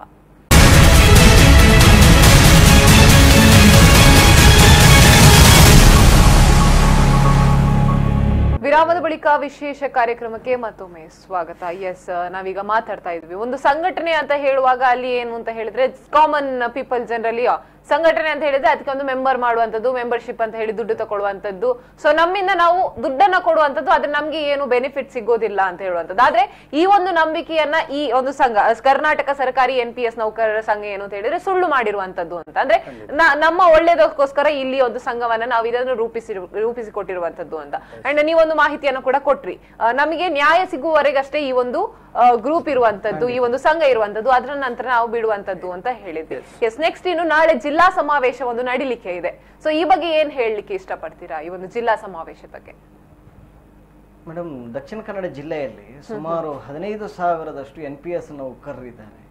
ಇಲ್ಲಿ 6 ತಾಲೂಕುಗಳನ್ನು ನಾವು ಖಂಡಿತವಾಗಿ ಎಲ್ಲ ತಾಲೂಕುಗಳಲ್ಲಿಯೂ ನಾವು ರೀಚ್ ಆಗಿದ್ದೇವೆ. ಎಲ್ಲ ತಾಲೂಕುಗಳಲ್ಲಿಯೂ ನಮ್ಮ ಸಂಘಟನೆ ಬಲಿಷ್ಠವಾಗಿದೆ ಮತ್ತು ಮಂಗಳೂರಿನಲ್ಲೂ ಅತ್ಯಂತ ಬಲಿಷ್ಠವಾದ ಸಂಘಟನೆಯನ್ನು ನಾವು ಕಟ್ಟಿಕೊಂಡಿದೆ. ಜಿಲ್ಲೆಯಲ್ಲಿ ಸಮರ್ಪಕವಾದಂತಹ NPS ನೌಕರರ ಸಂಘಟನೆಯನ್ನು ಕಟ್ಟಿಕೊಂಡು ಏನು ರಾಜ್ಯಾಧ್ಯಕ್ಷರು, ರಾಜ್ಯ ಸಮಿತಿಯವರು ಏನು ತೀರ್ಮಾನಗಳನ್ನು ತಗೊಳ್ತಾರೋ ಅದಕ್ಕೆ ಬದ್ಧವಾಗಿ ನಾವು ಏನು ಕಳೆದ ದಿನಗಳಲ್ಲಿ ಯಾವುದೆಲ್ಲ ಹೋರಾಟಗಳಿದೆಯೋ ಅದನ್ನು ಸಕ್ರಿಯವಾಗಿ, ದಕ್ಷಿಣ ಕನ್ನಡ ಜಿಲ್ಲೆಯಲ್ಲಿ ಒಂದು ಅಪವಾದ ಇದೆ, ಯಾವುದೇ ಹೋರಾಟದಲ್ಲಿ ಹಿಂದೆ ಇರುವಂಥವರು ಅಂತೇಳಿ. ಆದರೆ ನಮ್ಮ ಸಂಘಟನೆಗೆ ಈ ಅಪವಾದವಿಲ್ಲ. ಅತ್ಯಂತ ಬಲಿಷ್ಠವಾದಂತಹ ಒಂದು ಹೋರಾಟವನ್ನು ನಮ್ಮ ದಕ್ಷಿಣ ಕನ್ನಡ ಜಿಲ್ಲೆಯಲ್ಲೂ ಮಾಡುತ್ತಿರುವಂಥದ್ದು ಒಂದು ವಿಶೇಷವಾದಂಥದ್ದು. ಅದು ಕಳೆದ ರಕ್ತ ಕೊಟ್ಟೆವು ಪಿಂಚಣಿ ಬಿಡುವಾಗಿರ್ಬೋದು, ಈಗ ನಾಳೆ ನಡೆಯುವಂತಹ ಜಿಲ್ಲಾ ಸಮಾವೇಶದಲ್ಲೂ ಸಹ ಜಿಲ್ಲೆಯ ಇಡೀ ಎಲ್ಲ NPS ನೌಕರರು ನಾಳೆ ಮಂಗಳೂರಿನಲ್ಲಿ ಸೇರಲಿಕ್ಕಿದ್ದಾರೆ. ಅದೇ ರೀತಿಯಲ್ಲಿ ಮಂಗಳೂರಿನಿಂದ ಒಂದು ಬೃಹತ್ ಜಾಥಾದ ಮೂಲಕ SCDCC ಸಭಾಂಗಣದಲ್ಲಿ ಒಂದು ಬೃಹತ್ ಜಿಲ್ಲಾ ಸಮಾವೇಶವನ್ನು ಸಹ ನಾಳೆ ನಾವು ನಡೀಲಿಕ್ಕಿರುವಂಥದ್ದು. ಇಲ್ಲಿ ಬಹಳಷ್ಟು ಎಲ್ಲ ಜಿಲ್ಲೆ ತಾಲೂಕಿನ ಎಲ್ಲ NPS ನೌಕರರು ಭಾಗವಹಿಸಲಿದ್ದಾರೆ ಮತ್ತು ಮಂತ್ರಿಗಳು, ಬೇರೆ ಬೇರೆ ಅಧಿಕಾರಿ ವರ್ಗದವರು, ಎಲ್ಲ ತಾಲೂಕಿನ MLAಗಳು, MLCಗಳು ಇವರೆಲ್ಲ ಭಾಗವಹಿಸುವುದರ ಮೂಲಕ ಈ ಒಂದು ಸಮಾವೇಶದಲ್ಲಿ NPSನ ಕುರಿತ ಕರಾಳತೆಯನ್ನು ಕುರಿತು NPS ನೌಕರರಲ್ಲಿ ಜಾಗೃತಿಯನ್ನು ಮೂಡಿಸುವಂತಹ ಒಂದು ವಿಶೇಷವಾದಂತಹ ಜಿಲ್ಲಾ ಸಮಾವೇಶವನ್ನು ನಾಳೆ ಹಮ್ಮಿಕೊಂಡಿರುವಂತದ್ದನ್ನು ನಾವು ಇಲ್ಲಿ ದಕ್ಷಿಣ ಕನ್ನಡ ಜಿಲ್ಲಾ ಮಟ್ಟದಲ್ಲಿ ನಾಳೆಗಂತೂ ತುಂಬಾ ನಿರೀಕ್ಷೆಯಲ್ಲಿ ನಾವಿದ್ದೇವೆ. ಯಾಕೆಂತಂದ್ರೆ ಎಷ್ಟು ಜನ ಭಾಗವಹಿಸುವಂತಹ ಒಂದು ನಮ್ಮ ನಿರೀಕ್ಷೆಯ ಪ್ರಕಾರ 4,000ದಿಂದ 5,000ದಷ್ಟು ನೌಕರರು ಭಾಗವಹಿಸುವಂತ ಮತ್ತು ಆ ಸ್ಪಂದನೆ ನಮಗೆ ಸಿಗ್ತಾ ಇದೆ ಅಂತ ಎಲ್ಲಾ ಕಡೆಯಿಂದ. ಈಗಾಗಲೇ ವಿವಿಧ ಜಿಲ್ಲೆಗಳಿಂದ NPS ನೌಕರರು ಹೊರಟಿದ್ದಾರೆ, ಬರ್ತಾ ಇದ್ದಾರೆ. ರಾಜ್ಯ ನಾಯಕರುಗಳು ನಮ್ಮ ಜೊತೆಗಿದ್ದಾರೆ ಮತ್ತು ಕೂಡ ಈಗಾಗಲೇ ಮುಂದಿನ ನಡೆ ಏನು ಅನ್ನುವುದು ಕೂಡ ಅತ್ಯಂತ ಸ್ಪಷ್ಟವಾಗಬೇಕಾಗಿದೆ. ಅದನ್ನು ಕೂಡ ನಾಳೆಯ ರಾಜ್ಯ ಕಾರ್ಯಕಾರಿಣಿ ಸಭೆಯಲ್ಲಿ ಮಾನ್ಯ ರಾಜ್ಯಾಧ್ಯಕ್ಷರು ಶಾಂತರಾಮ್ ಸರ್ ಅವರು ಏನು ತೀರ್ಮಾನ ಕೈಗೊಳ್ಳುತ್ತಾರೆ ಅನ್ನುವುದು ಕೂಡ ನಿರೀಕ್ಷೆಯಲ್ಲಿದೆ. ಸಂಪೂರ್ಣವಾಗಿ ನಮಗೆ ಒಬ್ಬ ನೌಕರನ ನೆಲೆಯಲ್ಲಿ ಸಂಘಟನೆಯ ಮೇಲೆ ವಿಶ್ವಾಸ ಬಂದಿದೆ. NPS ಯೋಜನೆ ರದ್ದಾಗುವವರೆಗೂ ಕೂಡ ಈ ರಾಜ್ಯದ ನಾಯಕರುಗಳು ಅದನ್ನು ದಡ ತಲುಪಿಸ್ತಾರೆ. ಆ ನಿಟ್ಟಿನಲ್ಲಿ ಪ್ರಯತ್ನಗಳಾಗಿದೆ ಅನ್ನುವುದಕ್ಕೆ ನಮ್ಮ ಕಣ್ಣೆದುರುಗಡೆ ಸಾಕ್ಷಿಗಳು ಸಿಗ್ತಾ ಇದೆ. ಆ ವಿಶ್ವಾಸದ ಮೇಲೆ ನಾಳೆಯ ಸಮಾವೇಶವು ಕೂಡ ಕಂಡು ಕೇಳರಿಯದ ರೀತಿಯಲ್ಲಿ ದೊಡ್ಡ ಜನಸಾಗರದೊಂದಿಗೆ ಯಶಸ್ವಿಯಾಗಲಿದೆ. ಸಂಪೂರ್ಣ ರಾಜ್ಯ ನಾಯಕರುಗಳ ಬೆಂಬಲ ನಮ್ಮ ಈ ಸಮಾವೇಶಕ್ಕೆ ಸಿಕ್ಕಿದೆ ಅಂತ ಹೇಳಲಿಕ್ಕೂ ಇಷ್ಟಪಡ್ತೇವೆ. ಜೊತೆಗೆ ಮಿಸ್ಕಾಂ ಇಲಾಖೆಯವರನ್ನು ಕೂಡ ನಾವು ಈ ಸಂದರ್ಭದಲ್ಲಿ ಅವರು ದೊಡ್ಡ ಬೆಂಬಲ, ನಿಗಮ ಮಂಡಳಿಯವರು ದೊಡ್ಡ ಬೆಂಬಲವನ್ನು ನಮಗೆ ನೀಡ್ತಾ ಇದ್ದಾರೆ ಎಲ್ಲ ಕಡೆಯಿಂದ. ಯಾವ ಒಬ್ಬ NPS ನೌಕರನನ್ನು ನಾವು ತಲುಪಿದಾಗಲೂ ಕೂಡ ಅವನು ಖಂಡಿತವಾಗಿ ನಮ್ಮ ಕಾರ್ಯಕ್ರಮ ಸರ್ ಬರದಿರ್ಲಿಕ್ಕೆ ಆಗುದಿಲ್ಲ, ನಾನು ಬರ್ತೇನೆ, ಜೊತೆಗೆ 3 ಜನರನ್ನ ಕರ್ಕೊಂಡು ಬರ್ತೇನೆ ಅನ್ನುವಂತ ಮಾತನ್ನ ಕೇಳಿ ಬರ್ತಾ ಇದೆ ಅಂತ ಹೇಳಬಹುದು. ದಕ್ಷಿಣ ಕನ್ನಡ ಜಿಲ್ಲೆಯ ಕೇಂದ್ರಾಡಳಿತ ಪ್ರದೇಶ ಆಗಿರುವಂತಹ ಮಂಗಳೂರಿನಲ್ಲಿ ನಾಳೆ ಒಂದು ಜಿಲ್ಲಾ ಸಮಾವೇಶ ಕೂಡ ನಡೀಲಿಕ್ಕಿದೆ. ಯಾರ್ಯಾರು ಅತಿಥಿಗಳು ಬರ್ತಾ ಇದ್ದಾರೆ ಅಂತ ಹೇಳ್ಬೋದಾ? ಇಲ್ಲಿ ನಮ್ಮ ಸ್ಥಳೀಯ ಸಂಸದರು ಬರ್ತಾ ಇದ್ದಾರೆ, ನಮ್ಮ ಸಚಿವರು ಬರ್ತಾ ಇದ್ದಾರೆ, ಉಸ್ತುವಾರಿ ಸಚಿವರು ಬರ್ತಾ ಇದ್ದಾರೆ ಮತ್ತು ಎಲ್ಲಾ ತಾಲೂಕಿನ ಶಾಸಕರು ನಮ್ಮ ಜೊತೆಗಿದ್ದಾರೆ, ವಿಧಾನ ಪರಿಷತ್ ಸದಸ್ಯರುಗಳಿದ್ದಾರೆ. ನಮಗೆ ಒಂದು ಅತ್ಯಂತ ಸಂತೋಷದಾಯಕವಾದದ್ದು ಅಂದ್ರೆ ನೌಕರರ ಪರವಾಗಿ ಪಕ್ಷಭೇದ ಬರೆತು ನಮ್ಮ ನಾಯಕರುಗಳು ಎಲ್ಲ ರೀತಿಯ ಅವರ ಕೈಯಲ್ಲಾದಂತಹ ಮತ್ತು ಅವರಿಂದ ಸಾಧ್ಯವಾದ ಧ್ವನಿಯನ್ನ ಓಡಿಸ್ತಾ ಇದ್ದಾರೆ. ನಿಮ್ಮ ಜೊತೆಗೆ ನಾವಿದ್ದೇವೆ ಅನ್ನುವಂತ ಭರವಸೆಯನ್ನ ಹೇಳಿದ್ದಾರೆ. ಈಗಾಗಲೇ ದಕ್ಷಿಣ ಕನ್ನಡ ಜಿಲ್ಲಾ ಪಂಚಾಯತ್ ಅಧ್ಯಕ್ಷರು ಕೂಡ ನಮ್ಮ CM ಅವರಿಗೆ ಪತ್ರಗಳನ್ನ ಬರೆದಿದ್ದಾರೆ. ಮುಂದಿನ ಜಿಲ್ಲಾ ಪಂಚಾಯತ್ ಸಾಮಾನ್ಯ ಸಭೆಯಲ್ಲಿ ರದ್ದತಿ ಮಾಡೋ ಕುರಿತು ನಿರ್ಣಯಗಳನ್ನು ಕೂಡ ಕೈಗೊಳ್ಳುವುದಾಗಿ ಕೂಡ ಹೇಳಿದ್ದಾರೆ. ಈಗ ಒಟ್ಟಾರೆಯಾಗಿ ನಮಗೊಂದು ಒಳ್ಳೆಯ ಆಶಾಭಾವನೆ ಇದೆ. ಖಂಡಿತವಾಗಿಯೂ ಈ ಒಂದು NPS ನಿಂದ ಯಶಸ್ಸು ಸಿಗ್ತದೆ ಅಂತ ಹೇಳುವಂತದ್ದು ಭರವಸೆ ಹೊರಗೆ ಬರ್ತೇವೆ. ಜೊತೆಗೆ ಇನ್ನೂ ಮುಖ್ಯವಾಗಿ ಅಂತಂದ್ರೆ ಈಗೇನು ಡಿಸೆಂಬರ್ ಅಲ್ಲಿ ಬೆಳಗಾವಿ ಚಳಿಗಾಲದ ಅಧಿವೇಶನ ಇದೆಯೋ ಆ ಚಳಿಗಾಲದ ಅಧಿವೇಶನದ ಒಂದು ಹೋರಾಟವನ್ನು ರೂಪಿಸ್ತಕ್ಕಂಥ ನಿರ್ಣಯವನ್ನು ಕೂಡ ನಾವು ನಾಳೆ ಕಾರ್ಯಕಾರಿ ಸಮಿತಿಯಲ್ಲಿ ಕೈಗೊಳ್ತಕ್ಕಂಥ ನಿರ್ಧಾರ ಇದೆ. ಏನು ಶಾಂತಾರಾಮ್ ರಾಜ್ಯಾಧ್ಯಕ್ಷರಾಗಿರ್ತಕ್ಕಂಥ ಶಾಂತಾರಾಮ್ ಅವರು, ರಾಜ್ಯ ಪ್ರಧಾನ ಕಾರ್ಯದರ್ಶಿ ಆಗಿರ್ತಕ್ಕಂಥ ನಾಗನಗೌಡರು ಮತ್ತು ರಾಜ್ಯ ಪದಾಧಿಕಾರಿ ಕರ್ನಾಟಕ ರಾಜ್ಯ ಸರ್ಕಾರಿ NPS ನೌಕರ ಸಂಘದ ರಾಜ್ಯ ಪದಾಧಿಕಾರಿಗಳು ಮತ್ತು ಎಲ್ಲ ಜಿಲ್ಲಾ ಅಧ್ಯಕ್ಷರು, ಕಾರ್ಯದರ್ಶಿಗಳು, ತಾಲೂಕು ಅಧ್ಯಕ್ಷರು, ಕಾರ್ಯದರ್ಶಿಗಳು ಕೂಡ ಈ ಒಂದು ರಾಜ್ಯ ಕಾರ್ಯಕಾರಿಣಿಯಲ್ಲಿ ಭಾಗವಹಿಸ್ತಾ ಇದ್ದಾರೆ. ಇಲ್ಲಿ ಮುಖ್ಯವಾಗಿ ಏನಂತಂದ್ರೆ ನಾವು ಸಂಘಟನೆಯನ್ನು ಮಾಡಬೇಕಾದ್ರೂ ಕೂಡ ಪ್ರಾರಂಭದಿಂದಲೂ ಹೇಳ್ತಾ ಇದೀವಿ. ಏನಂದ್ರೆ ಇದು ದುಡ್ಡಿರೋ ಸಂಘಟನೆ ಅಲ್ಲ, ದುಡ್ಡು ಮಾಡೋರಿಗೆ ಇಲ್ಲಿ ಸ್ಥಾನ ಇಲ್ಲ. ಇಲ್ಲಿ ಹೋರಾಟದ ಮನೋಭಾವನೆ ಇಟ್ಕೊಂಡು ಸಂಘಟನೆ ಒಳಗಡೆ ಬರ್ತಕ್ಕಂಥದ್ದು ಅಂತ. ಇವತ್ತು ಸಂಘಟನೆ ಸಮಾವೇಶಗಳನ್ನ ನಾವು ರೂಪಿಸ್ತಾ ಇದ್ದೇವೆ ಅಂದ್ರೆ, ಕಾರ್ಯಕ್ರಮಗಳನ್ನ ಮಾಡ್ತಾ ಇದ್ದೇವೆ ಅಂದ್ರೆ, ಇವತ್ತು ನೌಕರರ ಜಾಗೃತಿ ಆಗ್ಲಿಕ್ಕೆ ಕಾರ್ಯಕ್ರಮಗಳನ್ನ ಮಾಡ್ತಾ ಇದ್ದೀವಿ. ಇದುವರೆಗೂ ಕೂಡ ರಾಜ್ಯ ಸಂಘ ಜೀರೋ ಬ್ಯಾಲೆನ್ಸ್ ಅಲ್ಲಿ ರನ್ ಆಗ್ತಾ ಇದೆ. ಯಾಕಂತಂದ್ರೆ ಸಂಘಟನೆ ಅಂತಕ್ಕಂಥದ್ದು ಹೋರಾಟದ ಹಿನ್ನೆಲೆಯಲ್ಲಿ ಹುಟ್ಕೊಂಡಿರ್ತಕ್ಕಂಥ ಸಂಘಟನೆ. ಇದು ಕರ್ನಾಟಕ ರಾಜ್ಯ ಸರ್ಕಾರಿ NPS ನೌಕರ ಸಂಘ ಅಂತಕ್ಕಂಥದ್ದು ಹೋರಾಟದ ಹಿನ್ನೆಲೆಯನ್ನು ಇಟ್ಕೊಂಡು ಹುಟ್ಟಿರ್ತಕ್ಕಂಥ ಸಂಘಟನೆ ಆಗಿರೋದ್ರಿಂದ ಇವತ್ತೇನು ನಾಳೆ ಜಿಲ್ಲಾ ಸಮಾವೇಶದ ಪೂರ್ವಭಾವಿಯಾಗಿ ಇವತ್ತು ನಿಮ್ಮ V4 24x7 ಚಾನಲ್ ಮೂಲಕ ಇವತ್ತೇ ನಮ್ಮ ಜಿಲ್ಲಾ ಅಧ್ಯಕ್ಷರಾಗಿರ್ತಕ್ಕಂಥ ಇಬ್ರಾಹಿಂ ಅವರು, ನಮ್ಮ ಪುತ್ತೂರು ಕಾರ್ಯದರ್ಶಿ ಆಗಿರ್ತಕ್ಕಂಥ ವಿಮಲ್ ಅವರು ಹಾಗೂ ನಾವು ಭಾಗವಹಿಸುವುದರ ಮೂಲಕ ನಮ್ಮ ಮಂಗಳೂರು ಭಾಗದಲ್ಲಿ ಇರ್ತಕ್ಕಂಥ ಎಲ್ಲ NPS ನೌಕರರನ್ನ ಜಾಗೃತಿ ಒಂದು ಸ್ವಲ್ಪ ಕಾರ್ಯಕ್ರಮಕ್ಕೆ ನಿಮ್ಮ ಮಾಧ್ಯಮದ ಮೂಲಕ ಆಹ್ವಾನ ಮಾಡ್ಲಿಕ್ಕೆ ಅವಕಾಶ ಮಾಡಿಕೊಟ್ಟಿದ್ದಕ್ಕೆ ಕರ್ನಾಟಕ ರಾಜ್ಯ ಸರ್ಕಾರಿ NPS ನೌಕರ ಸಂಘದ ರಾಜ್ಯ ಸಂಘದ ಪರವಾಗಿ ತಮ್ಮ ಒಂದು ಮಾಧ್ಯಮಕ್ಕೆ ನಾವು ತುಂಬ ಹೃದಯದ ಅಭಿನಂದನೆಗಳನ್ನು ಸಲ್ಲಿಸ್ತೀವಿ. ಈ ನಿಮ್ಮ ಮಾಧ್ಯಮದ ಮೂಲಕ ನಾವು ಕಳಕಳಿಯ ಮನವಿ ಏನಂದ್ರೆ, ನಮ್ಮ ಒಂದು ಹೋರಾಟ, ನಮ್ಮ ಉಳಿವಿಗಾಗಿ ನಾವು ಹೋರಾಟವನ್ನ ಮಾಡ್ತಾ ಇದ್ದೀವಿ. ನಮ್ಮ ಉಳಿವು, ಯಾಕಂದ್ರೆ ಇವತ್ತು ನಾನಿರುವಾಗ ನನ್ನ ಕುಟುಂಬ ಹೇಗಿದೆ ಅನ್ನೋದಕ್ಕಿಂತ ನಾನು ಇಲ್ಲದೆ ಇದ್ದಾಗ ನನ್ನ ಕುಟುಂಬ ಹೇಗಿರುತ್ತೆ ಅಂತಕ್ಕಂಥದ್ದನ್ನು ನಾವು ಯೋಚನೆ ಮಾಡಬೇಕಾಗಿದೆ ಇವತ್ತು. ಯಾಕಂದ್ರೆ ಅಲ್ಲಿ ಬಂದ್ ನಿಂತಿದೆ ನಮ್ಮ ಕಣ್ಮುಂದೆ ಅಂತ ಸಾಕಷ್ಟು ಉದಾಹರಣೆಗಳಿದಾವೆ. ಮರಣ ಹೊಂದಿರತಕ್ಕಂಥ ನೌಕರರ ಕುಟುಂಬಗಳನ್ನ ನೋಡಿದ್ರೆ ಅವು ಇವತ್ತು ಆ ಕುಟುಂಬಕ್ಕೆ ಬಂದಿರತಕ್ಕಂಥ ದುಸ್ಥಿತಿ ಮುಂದಿನ ದಿನಗಳಲ್ಲಿ ನಮ್ಮ ಕುಟುಂಬಕ್ಕೂ ಬರೋದ್ರಲ್ಲಿ ಯಾವುದೇ ರೀತಿ ಅನುಮಾನ ಇಲ್ಲ ಈ ಯೋಜನೆಯಲ್ಲಿ ಇದ್ರೆ.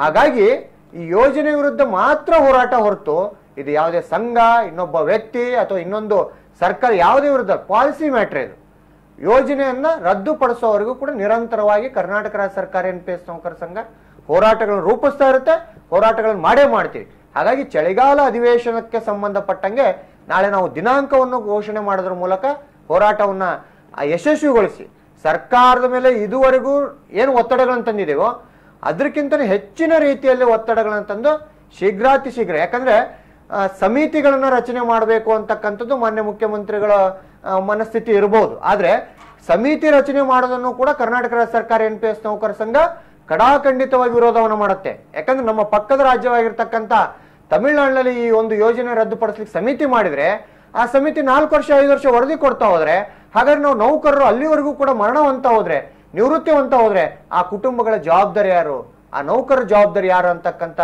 ಪ್ರಶ್ನೆ ಕರ್ನಾಟಕ ರಾಜ್ಯ ಸರ್ಕಾರಿ NPS ನೌಕರ ಸಂಘ ಮುಂದಿರೋದ್ರಿಂದ ನಮಗೆ NPS ಅನ್ನು ಸಂಪೂರ್ಣವಾಗಿ ರದ್ದುಪಡಿಸಿ ಹಳೆ ಪಿಂಚಣಿ ಯೋಜನೆಯನ್ನು ಮರುಸ್ಥಾಪಿಸಬೇಕು.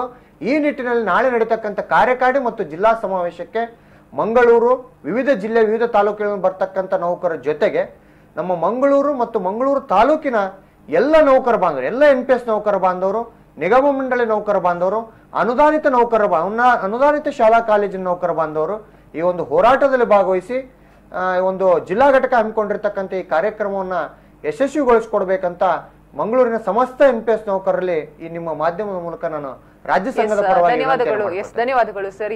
ಕರ್ನಾಟಕ ಸರ್ಕಾರಿ NPS ನೌಕರರ ಸಂಘ ಏನೊಂದು ಹೋರಾಟವನ್ನ ಮಾಡ್ತಾ ಇದೆ. NPS ಅನ್ನ ರದ್ದುಗೊಳಿಸಿ ಹಳೆಯ ಪಿಂಚಣಿಯು ನಮ್ಗೆ ದೊರಕಲಿ ಅಂತ ಹೇಳುವಂತದ್ದು ನಮ್ಮ ಆಶಯವಾಗಿದೆ. ಇಷ್ಟೊತ್ತು ನಮ್ಮ ಜೊತೆ ಸ್ಟುಡಿಯೋದಲ್ಲಿದ್ದು NPS ನ ಬಗ್ಗೆ ಮಾತಾಡೋದಕ್ಕೆ ಧನ್ಯವಾದಗಳು ನಿಮ್ಮೆಲ್ಲರಿಗೂ ಕೂಡ. ವೀಕ್ಷಕರೇ, ಇದು ಈ ಹೊತ್ತಿನ ವಿಶೇಷ. ನಿರಂತರ ಸುದ್ದಿ, ಮಾಹಿತಿ, ಮನೋರಂಜನೆಗಾಗಿ ನೋಡ್ತಾ ಇರಿ V4 ನ್ಯೂಸ್. ಮುನ್ನುಡಿಗಾಗಿ ವಂದನೆಗಳು.